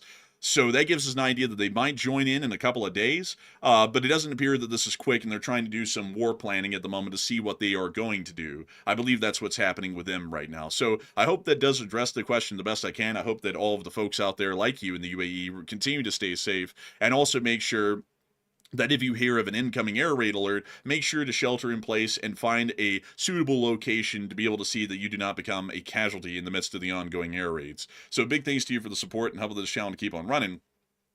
And I hope that does address that well. And with that, we are on to the next one. Also, by the way, I'm going to pass it over to you for a second to read off some of these super chats and address them. I'm trying to write a poll real quick, and also I'm trying to scan for some breaking news I think I might have here in just a second. So I'm going to pass it to you for a brief minute. All right, folks, and we're going to be taking over from here. We have a $20 super chat from Zyper Sniper 1, an old guard and channel legend without a doubt, who stated, "Coffee fund for the enforcers. Looks like you guys can't even get any rest with all that is happening. You guys honestly deserve a rest day tomorrow, and I'll say forever." And I thank you so much for the support, Zyper Sniper, but the truth of the matter is that we never rest here on the channel if something major is happening. We are constantly paying attention to the developing situations. Even when we are not on air, we are generally working behind the scenes, preparing the maps, preparing the details, and also making sure that we know the story that's going to be unfolding so that we can recount it to y'all on air and fill in any gaps that anyone has informationally on what's going on out there. And I got to say that really, to be entirely honest, while it is quite exhausting work, it is quite rewarding work because we do get to know that we get to inform all of y'all of what's going on in exact real time inside the Middle East as it's happening. And that is something that pays dividends to me because it makes me feel quite proud of the work that we do, and it makes all of the exhaustion, the tiredness, and the incredibly long hours of preparatory work before a show goes live and the show going live itself all the worthwhile. And so a huge thanks to you for the support and helping this channel to keep on running. I hope that does address that incredibly well. And we also have a 20 from Derry in Leinster, who did not throw in a comment, along with Dixie LaFleur and MJT and Rainseer, who all threw in $20 super chats without comments. I do have to thank all four of y'all massively, Derry, Dixie, MJT, and Rainsteer, for throwing in y'all's support. Y'all are helping this channel to keep on running, and while y'all didn't throw in comments for us to address, we are still massively appreciative nonetheless. I hope that does address that well. And we also have a $20 super chat from Made in Canada. Made in Canada said, 4 streams in 24 hours. I give more, but I'm going to need more energy strengths to support my enforcer addiction. LSA. And I gotta say, 4 streams in 24 hours is running a record. We run 6 streams a week on our normal streaming schedule, so 4 streams in 24 hours is running an extremely high tempo and high pace sort of a schedule. To give you all a little bit of an idea, a normal 3.5 hour show on my end has about nearly the same amount of time put in terms of stream prep. It's about 2 to 2.5 hours, so it's about an hour short usually of the full length of the stream, meaning that running a normal stream can take anywhere about 6 hours in length in terms of preparatory time and running a show. These streams right now not only need preparatory time of about an hour and a half or so to make the thumbnail and everything, usually, unless we're in an incredibly large rush, they also run for an incredibly long time as well. So we have been working today at least ever since we woke up, which has now been about 13 to 14 hours at this point. And yesterday was about a similar amount of time as well, and that went well on towards about 3 o'clock in the morning local time here. So I do have to thank you massively for the support and helping this channel to keep on running, because you're helping us to be able to get our caffeine to be able to keep this thing running and going all day, every day. And so a huge thanks to you so much once again. I hope that does address that incredibly well. And we also have a 20 from Royal Chiefs. And Royal Chiefs said, "Coffee, Costco chicken, and snacks. Appreciate all the hours of news, and long live the Lee Spring Army." And thank you so much for appreciating the news, and long live the Lee Spring Army to you as well. We also got a 20 from Ed. Ed said, "LSA and Irish Ed here. Damn, Andrew and Matt, you guys are news machines. I was a few hours behind on live streams, just got done watching the last one, then I saw a new one. I'm still an hour behind, and God bless the USA." And I gotta say, I thank you so much for the support, and we are giving y'all unlimited Enforcer content these days. If y'all ever wanted more Enforcer news, y'all are getting it. I mean, like, that's without a doubt. And I got to thank you so much for the incredible support. And of course, God bless the United States of America, and long live the Republic. And so a massive thanks to you once again. And also, by the way, jumping back in here for a second, a big shout out to that mom who put in a $50 support as well. And thank you very much to that mom for supporting the channel. And she said, "You boys have been working overtime this week, and I hope you're still getting rest and staying hydrated. And don't forget to call your family." And thank you so much for the support. And we are making sure to stay hydrated and well rested. And we are, of course, working incredibly hard around the clock to make the news possible. So a humongous thanks to you once again for that support and helping this channel to keep on running. And with that, we are on to the next one. Also, by the way, I'm getting word here, once again, when it comes to security situations and when it comes to people's safety, always listen to your government first. Don't take us as fact. We're reporting what we're hearing, but we could be incorrect possibly on it. So on that type of stuff, listen to your government. But for everybody else, it's simply listening that isn't necessarily at risk. We're hearing word, allegedly, that the Israeli Home Front Command has issued its first all-clear order that marks the 6th wave of alerts across the country. And apparently, Iran reportedly launched several missiles during each wave that we're hearing about. We do have a video of the Iron Dome also in action as well over the southern skies of Israel. I would assume this is in the Negev Desert, it appears like, that we're seeing right now as well. This appears that it might actually be over Be'er Sheva, which would be very close to the Negev Desert. So here's the clip. When you see the air defense interceptors going out from their launchers to meet the Iranian missiles at the head in the middle of the skies over southern Israel.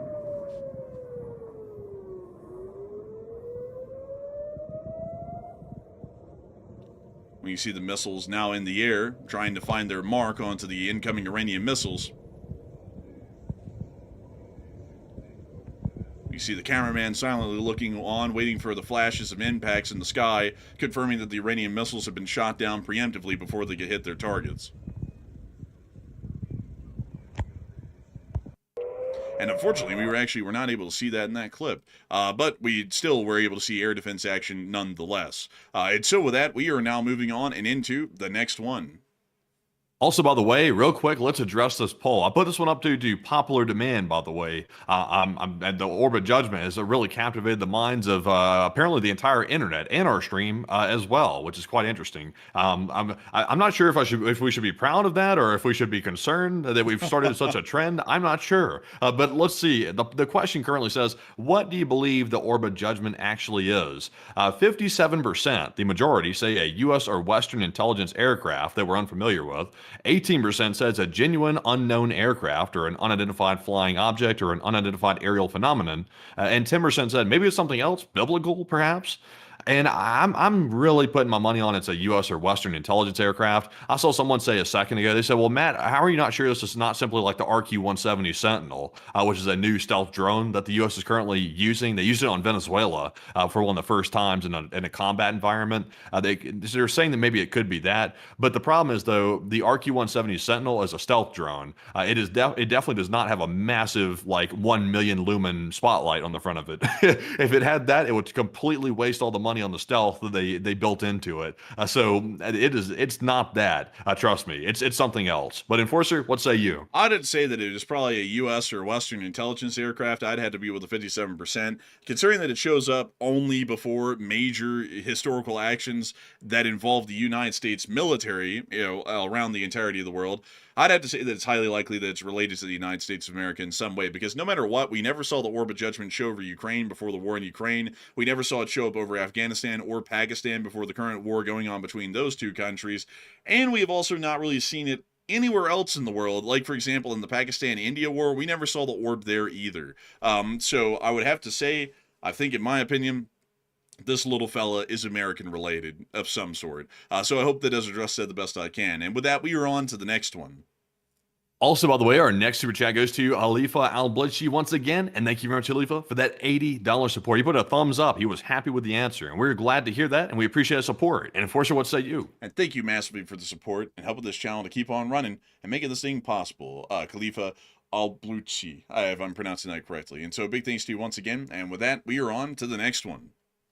We also have a $28 support from Leon, and thank you, Leon, for that 28. He said, what % of Iranian missiles magazine depth is left, do you think?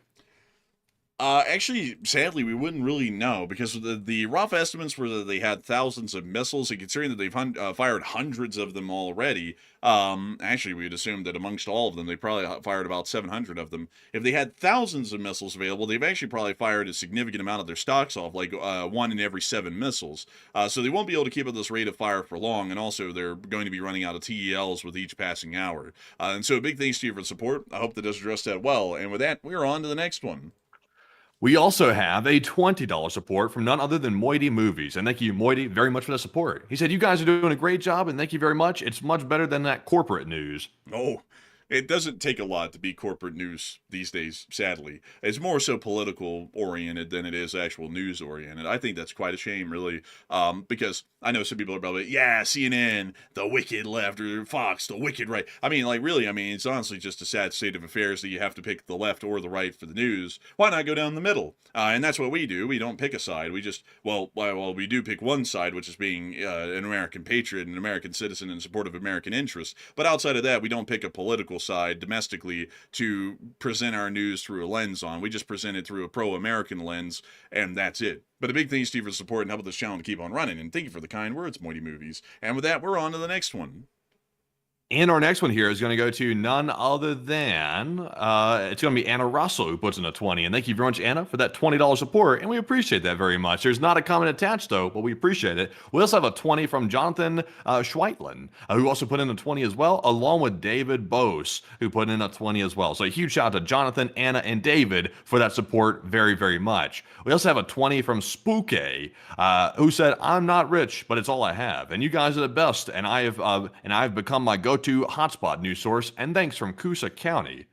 That wouldn't be Coosa County, Alabama. That wouldn't be Coosa County, Alabama, would it? Because that's very close to where we actually grew up as kids. So if that is, that means you live pretty much right where we grew up, which is very interesting. But I think there's multiple Coosa counties, by the way. I don't think it's just Alabama. But Enforcer, what say you? I got to thank you massively for the support, nonetheless, Bouquet. And I got to say, we thank you incredibly for the support. Whether it's $1 or $500, we consider every bit of support to be absolutely incredible. And we thank you massively for the support and helping this channel to keep on running, and we thank you massively for the kind words. And so with that, we are on to the next one. We also have a 20 from Marcy, who said, thank you for the excellent coverage, and God bless. And thank you so much for enjoying the coverage. And of course, long live the Late Spring Army, and long live the Republic. And with that, we are on to the next one. And we have a 20 from Dan Gross. He said, a longtime listener from Los Angeles. I'm currently touring Vietnam, listening to you nonstop, and I have a great respect for what y'all do, and spent 2022 in Thailand and never missed a show. Thank you so much for the support, Dan Gross. And thank you so much for being a longtime viewer from the big, beautiful city of Los Angeles. Really cool city. If y'all haven't been there, make sure to go take a look around, especially the Santa Monica and Beverly Hills area. It's really cool to see. I got to say that it's an amazing and incredible thing to know that folks like you are supporting the show and helping it to keep on running, because we like to know that Americans who really care about the news love the Enforcer channel from city to city, from town to town, from farm to farm. And I got to thank you incredibly for being one of those folks that enjoys this channel and helps us to be able to keep this thing running. And so big thanks to you once again. And with that, we are on to the next one. We also have let's see here. We also have a $20 support from Knuckle, who said, if Marv Albert was a war correspondent, keep up the good work. And I thank you so much for the kind words. I actually don't know who Marv Albert is at the moment. He's a sports commentator. He's a sportscaster. So we're getting a sportscaster reference again. Oh, well, I mean, we could change it around a little bit. I mean, we could sound like someone else, like David Attenborough or Mike Tyson or the current sitting president or the former president. I mean, we could switch it up for y'all, but we'll keep the current voice. It seems as though that's a very popular thing, but a humongous I don't have a choice. I mean, it literally is our normal voice. It's like, like a lot of people say, oh, you sound like a sports commentator. I mean, truly, folks, this is how we just sound. I mean, we literally talk to each other like this off air. It's just the way we were born. I mean, we can't even help it. Like, some people are like, wow, I love how you make war sound like a sports show. It's like, we make everything sound like a sports show. I mean, you can listen to us talking about normal stuff like clothes. It sound like a sports show, You can hear us talk about cars. It's going to sound like that. That's just how we were born. It's how our voices developed. I don't know. But beyond that, I do thank you massively for the support and helping this channel to keep running. I hope that does rest well. And thank you very much for the high praise. I like to think that our voices are fairly smooth and easy to listen to. That's usually what a lot of people say. And we were just very blessed with genetics to get voices like these. So big thanks to you once again. And with that, we are on to the next one. We also have a 20 from Old Warrior Fella. He said, overtime pay, and please remind the audience about the fundraiser for Ukraine tomorrow. And We're actually not sure if we're going to be live at that exact time to run the fundraiser, to be honest. We're kind of debating that right now, trying to figure out how that's going to work. I'll be honest, usually we have a pretty distinct plan for how things work on the channel. We're kind of flying by the seat of our pants right now because we weren't even expecting to be live right now. We were expecting to be sleeping right now to get some rest after working nonstop for I don't even know how many hours I've been working. I've been working, I can't even keep track of it. But 12. We don't know. We're not really sure when we're going to go live. But Enforcer, what say you? I've been working 12. Well, actually, it'd be 12 and a half right now. I started working on putting together this show the last show that we were running today, I started working on that at 10:30 in the morning local time. Right now, it's 11.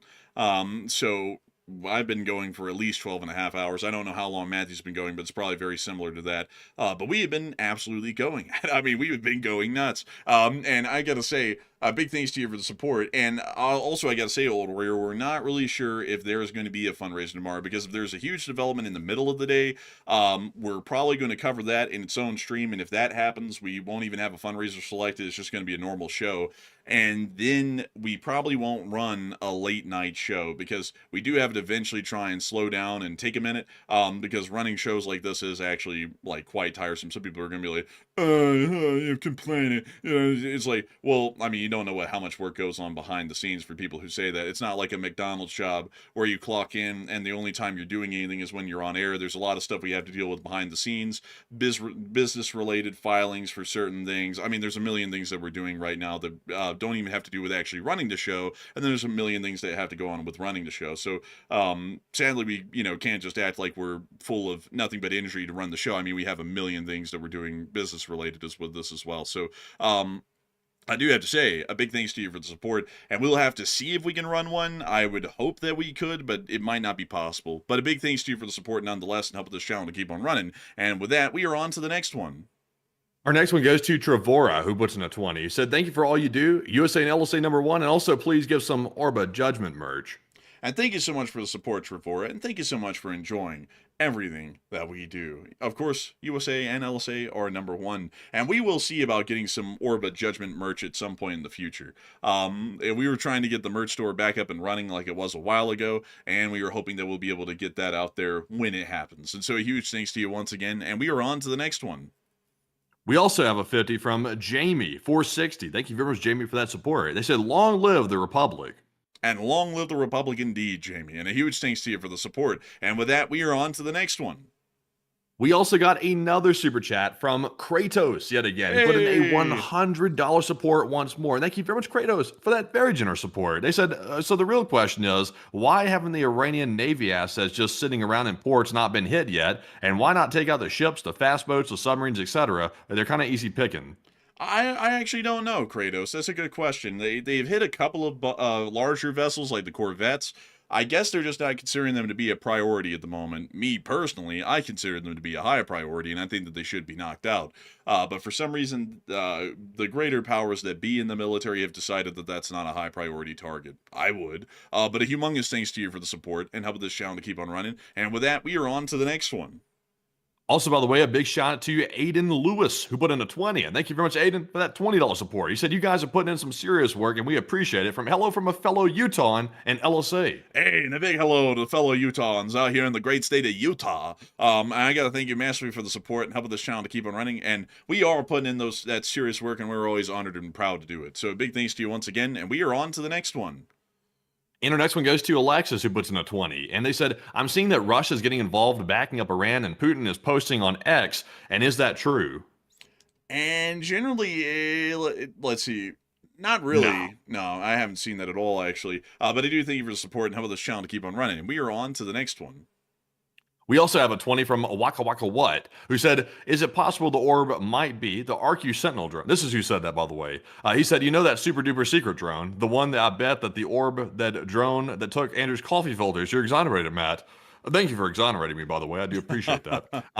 It's likely not the RQ Sentinel for the reasons I was saying earlier. The RQ Sentinel, being a stealth drone, has nothing on it that's that reflective or that luminescent, I guess you could say. So definitely not. Whatever the object is we're seeing in the skies is illuminated very, very brightly for whatever reason. But Enforcer, what say you? Yeah, I would have to say we don't know what the orb is. You know, Matthew, this is the true way. This is the true way to figure out if anyone's watching us in the government.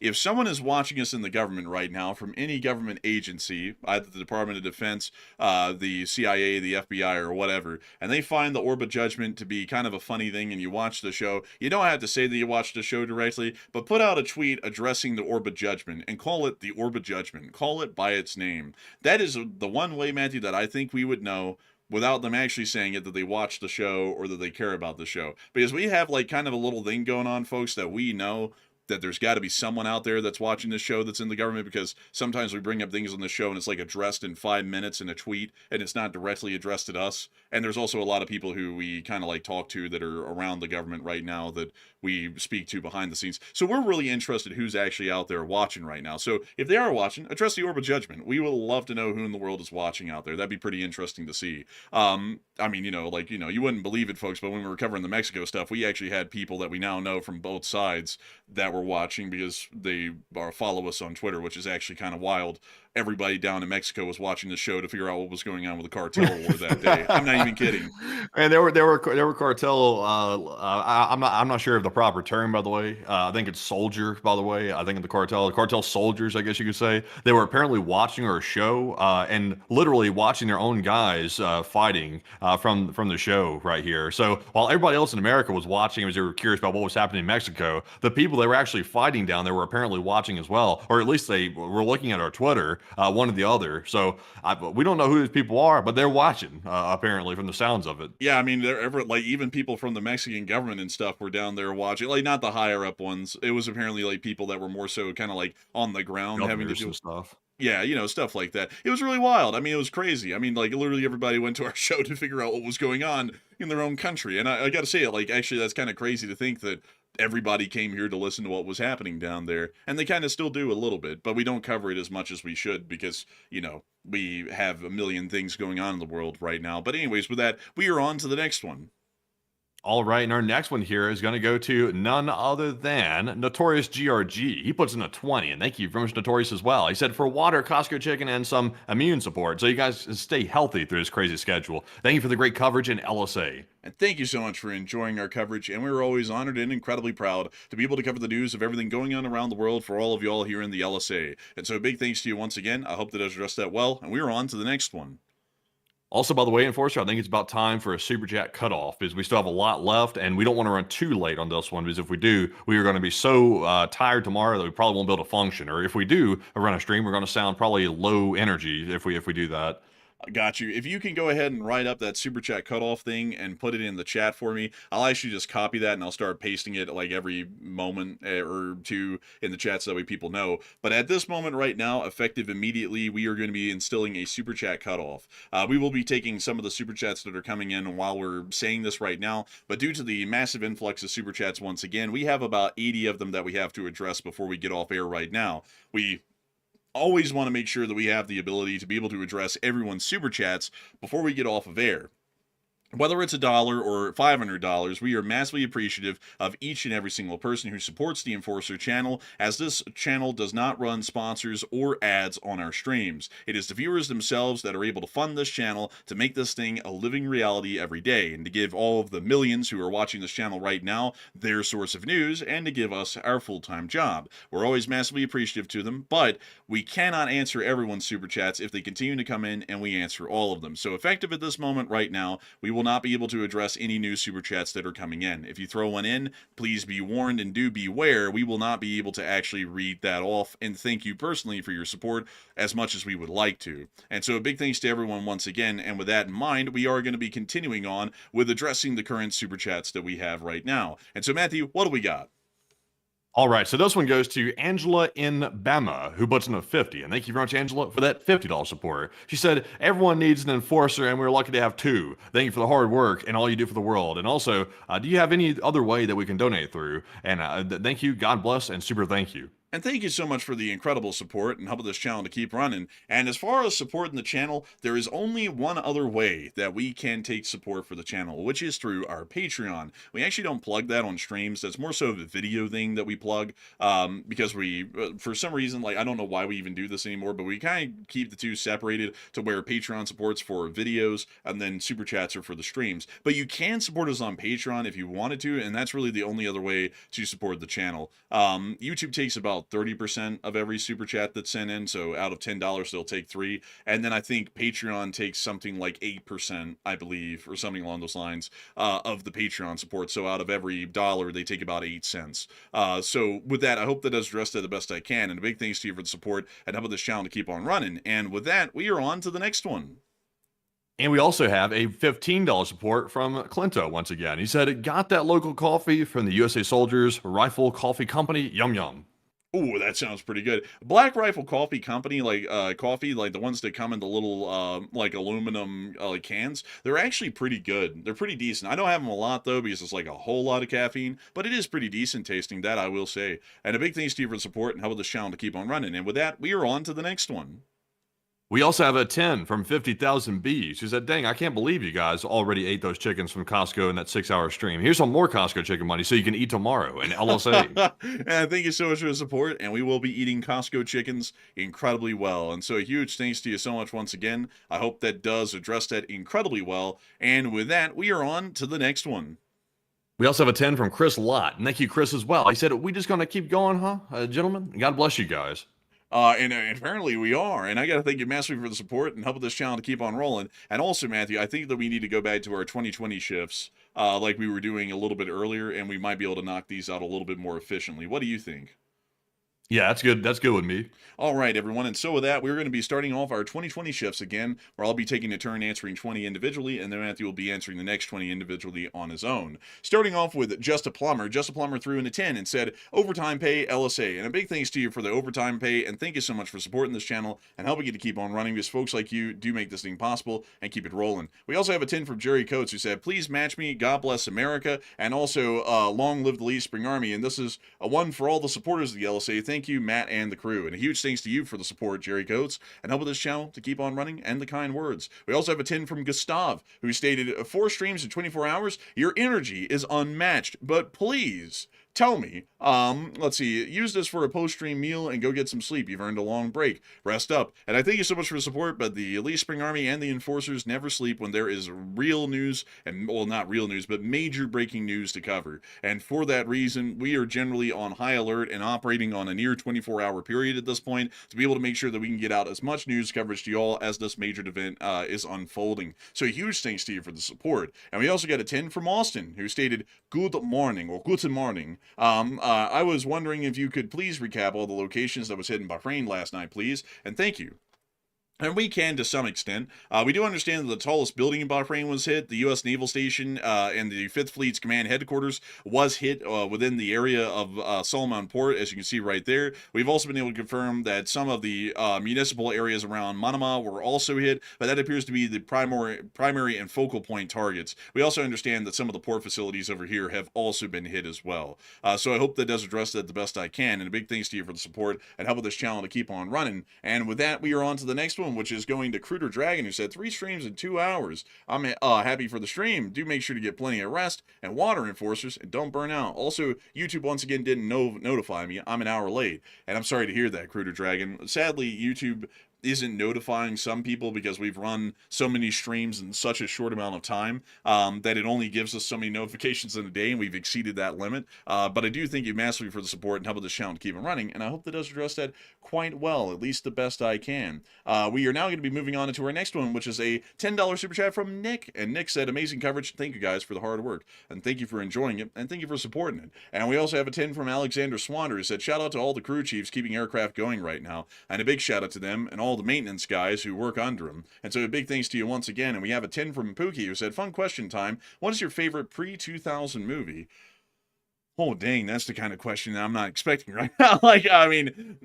My mind is completely grinding gears on the whole situation in the Middle East. I actually don't know how to even answer that question at the moment right now, but I do thank you for support nonetheless, and help with the channel to keep on rolling. And we also have a 10 from G. Williker, who said, I wonder how many listens, let's see, Vince Vance and the Valiants got in the last couple of days. I actually don't know. But I do thank you for the support and help with this channel to keep running. And we also have a 10 from Cojones, who stated, who doesn't love the Orb of Judgment? And who doesn't? I mean, it's a viral thing now. And so I guess everyone does truly love the Orb of Judgment. And so a big thanks to you for the support. We also have a 10 from Edward Caron, who did not throw in a comment, along with a 10 from V, who didn't throw in a comment either. We thank the both of y'all for the incredible support. And while you didn't throw in comments, your support helps this channel to keep rolling. We also have a 10 from Gary Shearer, who stated, here's some cold cash from Alaska. And I thank you for the support all the way from Alaska. And I thank you so much for being one of our viewers from the last frontier, the final frontier, and helping this channel to keep on rolling. So a huge thanks to you once again. I hope that does address that well. And with that, we are going to be moving on to the next one, which is a $10 super chat from Cryptid Clippy, who said, damn, did you even sleep? Here for a coffee and monster fun. Thank you for the coverage from Slovakia, and long live the Lee Spring Army. And did we sleep? A little, not a lot, but we slept enough to be able to get this thing going again. So I gotta thank you massively for the support and help with this channel to keep on running, and I hope that does address that quite well indeed. And moving on to the last super chat that I'll be addressing out of my batch in 20, and then Matthew will be taking over for another batch of 20. We have a $10 super chat from Waka Waka What. He said, thanks again, guys, for the hard work. One, the Orb of Judgment might just be the angel of justice, Seraphim. And if you're talking angels too, any B2s? No, not any B2s that we've seen yet. That might have been a farce, because it's now daylight in Iran and the nighttime hours have completely passed over the area.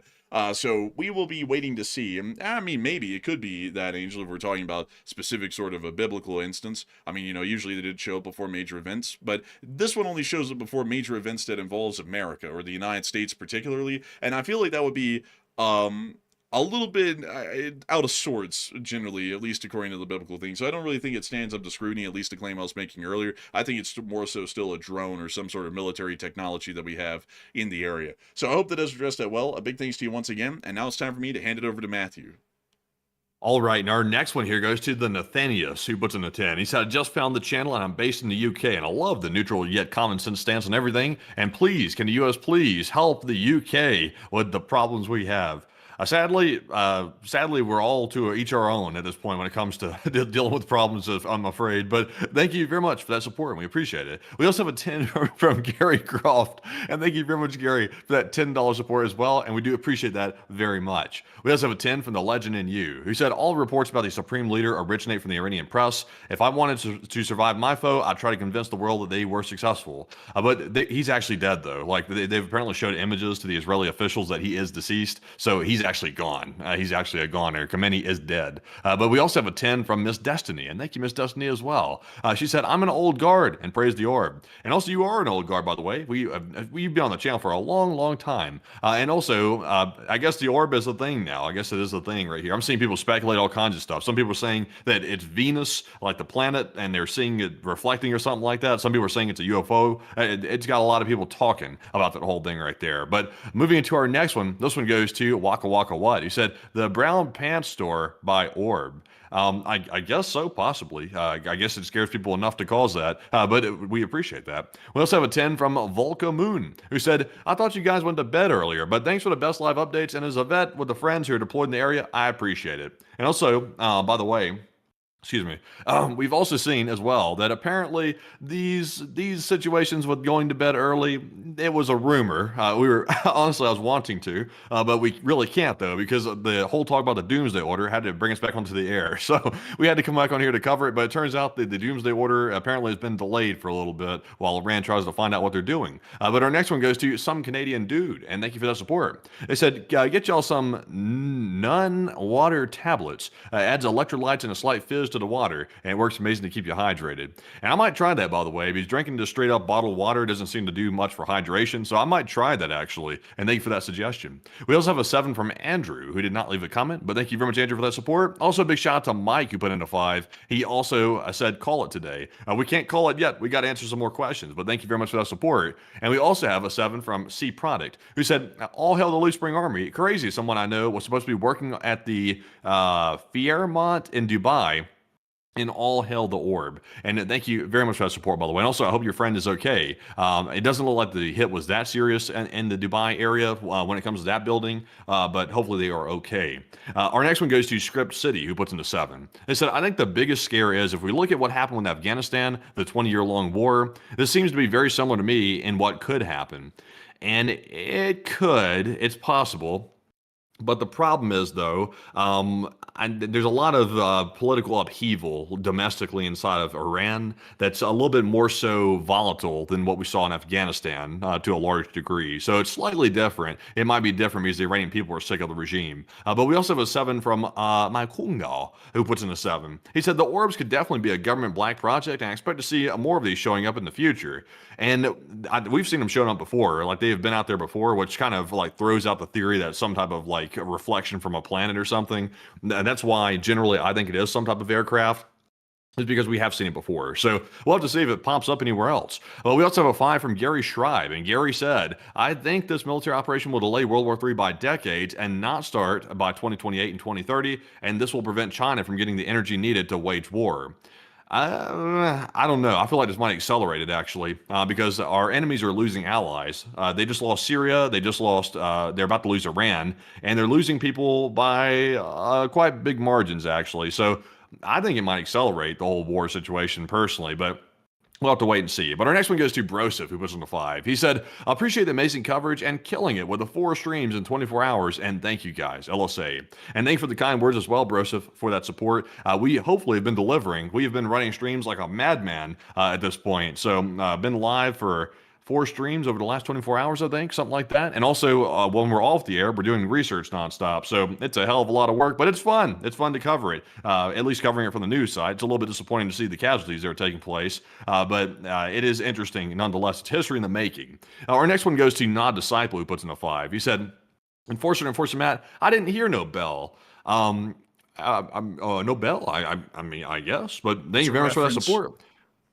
Huh? It's a reference. It's a South Park reference. There was a scene where this guy's like, I didn't hear no bell, and he's like beat up and bloody, and he's still coming back for another fight. It's a meme reference. Oh, sadly I don't watch that show. That's why I didn't get it, I don't think. But thank you very much, Nod Disciple. We also have a 5 from PFC Lumi, who said, it's spicy now. It is. It's spicy. We have a general who's running everything called Raisin Cane, and he's delivering the Raisin Cane box special extra spicy to the Iranians. They didn't order DoorDash, but there's somebody knocking at their door. But next one here goes to Live Animal, who puts in a 5. And they said, why was Khamenei not hiding in a bunker? And did he know that this was indeed Doomsday? The fun, well, not the fun fact, but the interesting fact is Khamenei was actually in a bunker with all of his aides. When the missile came in and hit, it collapsed on him, deceased. All the aides went with him. So he knew it was coming, but he thought the bunker was going to save him. It turns out the bunker did not save him. He didn't make it out of there. We also have a 5 from Hoodoo, Texas, who said, whoever controls the water taps controls Iran. And for the last year, Iran has been under an emergency water shortage.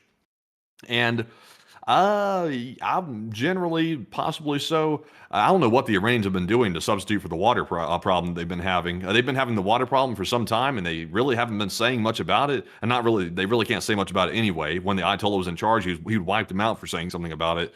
So maybe, possibly so. We also have a 5 from It's Greasy, who said, is Canada under threat alongside America? And I would say not nearly as much as America. Canada is generally not considered like a huge propaganda target for Iran. They might be slightly in the periphery a little bit, but not nearly as much as America. America right now has a huge target on it, and the sickos are going to probably be coming at us. We also have a 5 from Greg. And Greg said, I'm sending support from Fort Lee, Virginia, home of the U.S. Army Quartermaster Corps, and love the channel, and thanks for the extra coverage. And also shout out to Fort Lee, Virginia, by the way, and thank you very much for the support. We also have a 5 from PNW, who said, I'm an infantryman in the Marines, and trust me, we are ready.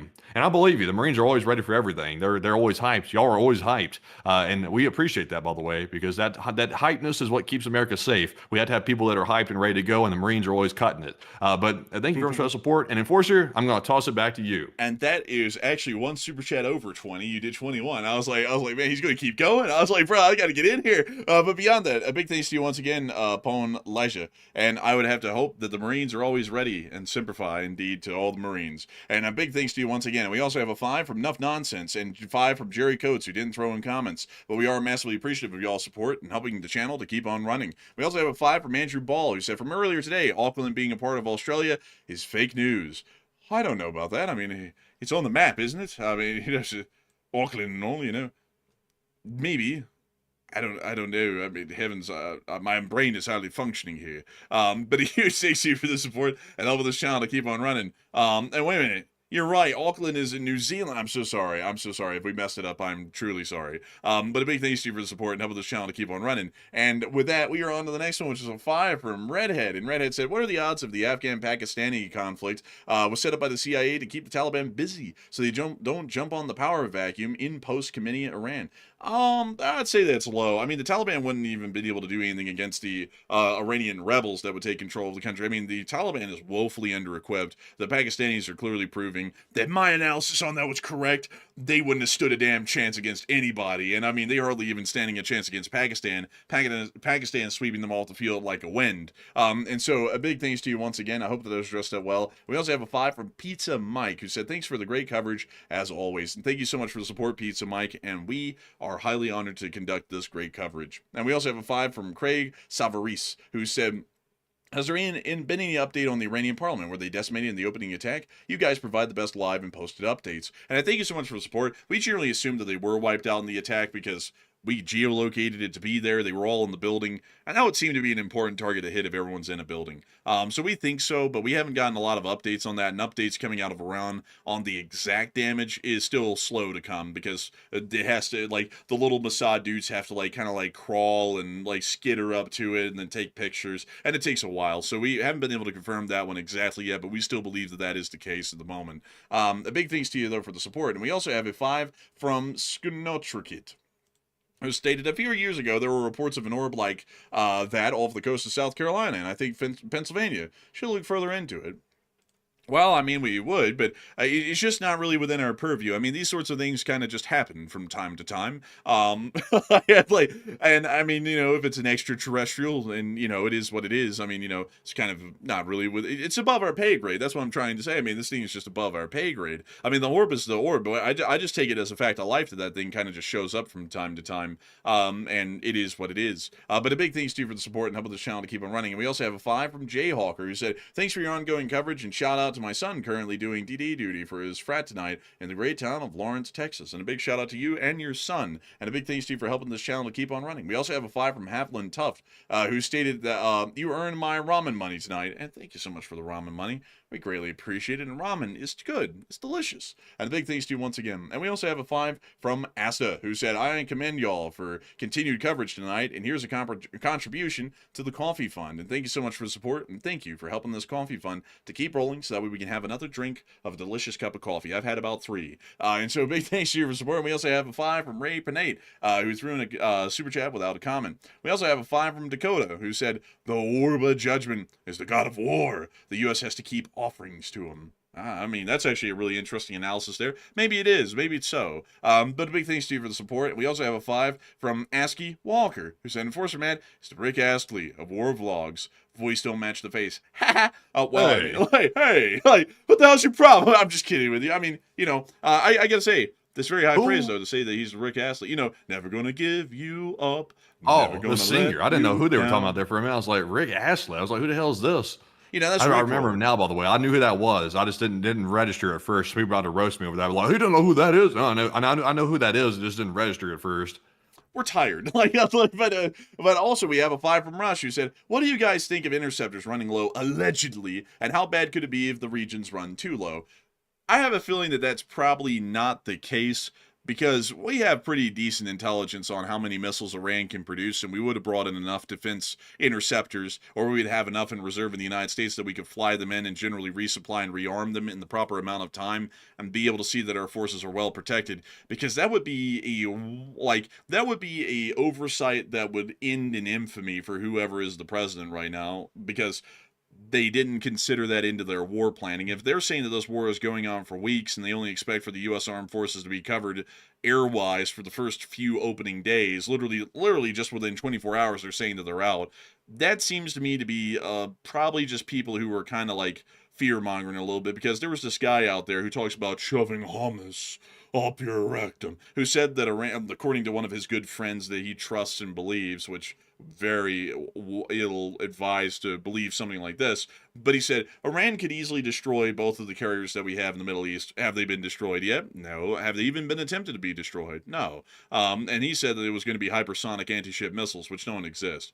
So a lot of people out there say all kinds of stuff, and I think they just say it because they're concerned. And I do say that the concern is, it's admirable, I would have to say. I mean, there was always a good reason to be concerned and second guess plans and criticize them and such, but I don't really think that they have a much of a deal of merit behind them, really. But a big thanks to you for the support. And we also have a 5 from Vermin. Or Vermon, who said, I think the president figured out he could end more wars if he started them. Well, I mean, that's one way to do it, I guess. That's an interesting sort of a thing to say. And I gotta thank you for the support. We also have a 5 from Aiden Lewis, who said, started watching today and love listening to y'all. Hello from a fellow Utahn. We got a lot of Utahns in here tonight, and we'd love to know that y'all are all from the promised land, Utah. A great place, really. Hopefully this Great Salt Lake will be refilled, and we will see the Great Salt Lake return to its former smelly glory. And so a big thanks to you once again. I hope that does address that incredibly well. And we are on to the next one, which is a 5 from AMSMR today. And they said, can you give me a TLDR? I joined late. Also, we need HP bars on each country. I mean, that's an interesting idea. But generally, what we've seen, TLDR, Israel and the United States attacked Iran. The Iranians crashed out and blew up is trying to blow up everyone in the region. And so we're hitting them even harder now. And now they're saying that they're going to unleash the Doomsday attack, which is going to wipe everyone out. But they did it, and it was kind of mid.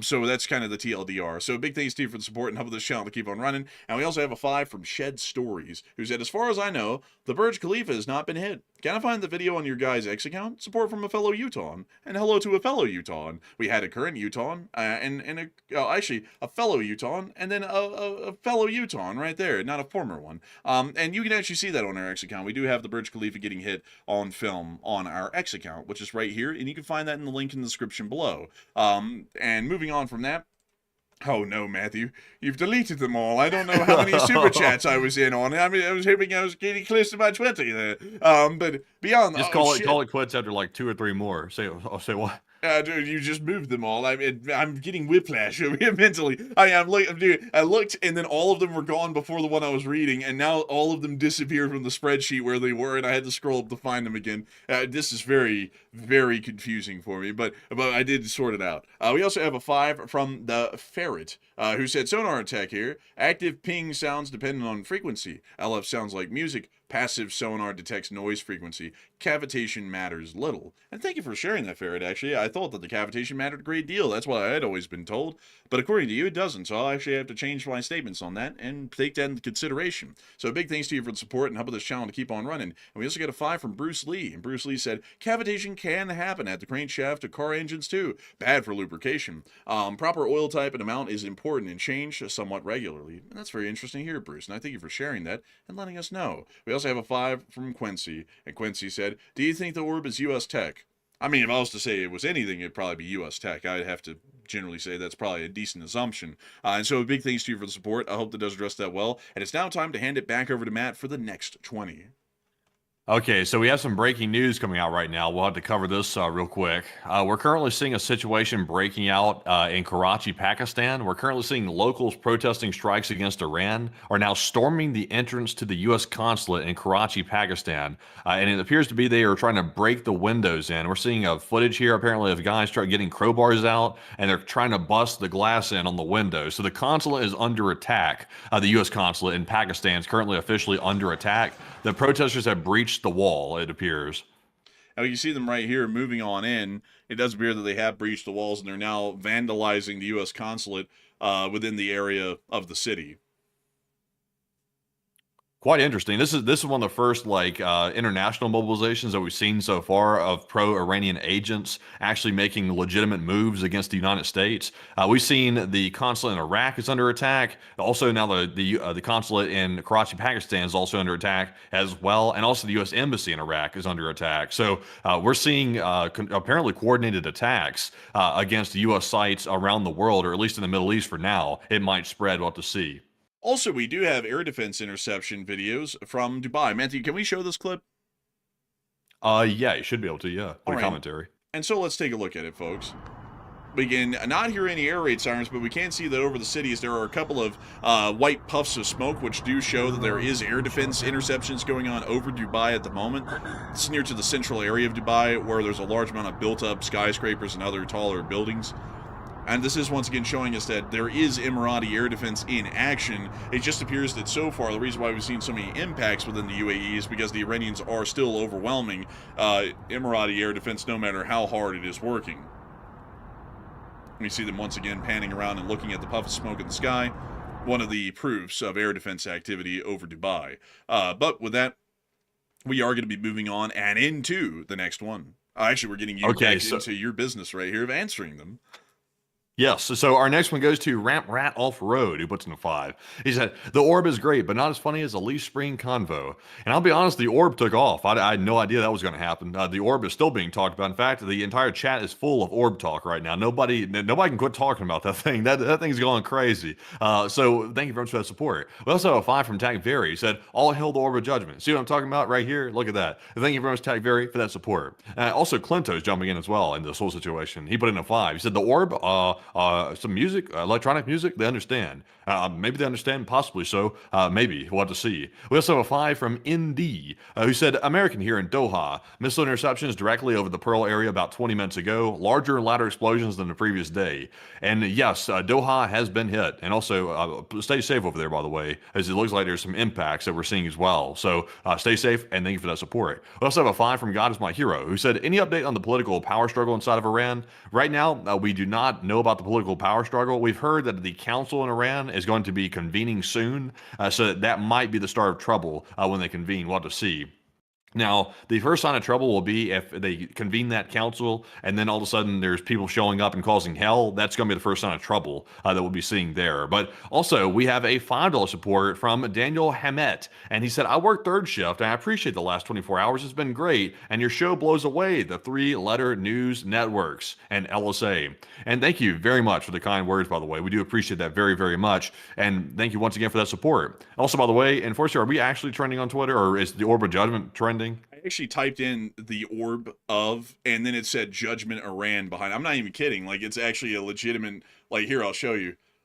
There it is. Orb of Judgment Iran. What's it say if you click it? Right there. I mean, it's literally talking about the Orb of, I mean, no joke, folks. This is becoming a trending search result on Google right now. That's crazy work. That's crazy right there, honestly. The Orb of Judgment's the reason why we got put on Reddit. That's crazy. But anyways. I mean, nuts. Moving on to our next one here. This one goes to Bob Lara, who puts in a 5. And also that Texan, who put in a 5 as well. And thank you both, Bob and that Texan, for that support. We do appreciate that. Can y'all believe, by the way, that we're literally on Google trending at the top of the search results because of the Orb? That is crazy. Literally, Reddit's the top search result of us talking about it here on the channel. That is insane. But our next one here goes to Ryan H. on Wheels, who puts in a 5. He said, hello, Enforcers. And what is the Goodyear blimp doing landed in Fallujah? Or Fijara, and could it be prepping tire drops in Iran? Also, by the way, that's not a Goodyear blimp. I get the joke, by the way. I think they use a stock image of a Goodyear blimp to show what's known as an aerostat, which is a static balloon. Like, it looks like a blimp, but it's really a balloon, and it collects intelligence in the surrounding areas. So it's not the Goodyear blimp, but it's something similar. We also have a 5 from See My Swag, who said, F those haters. We know real lurkers. They work their butts off. Continue the great work from Northwest Ohio. And thank you all the way from Ohio for that support. And we do appreciate that very, very much.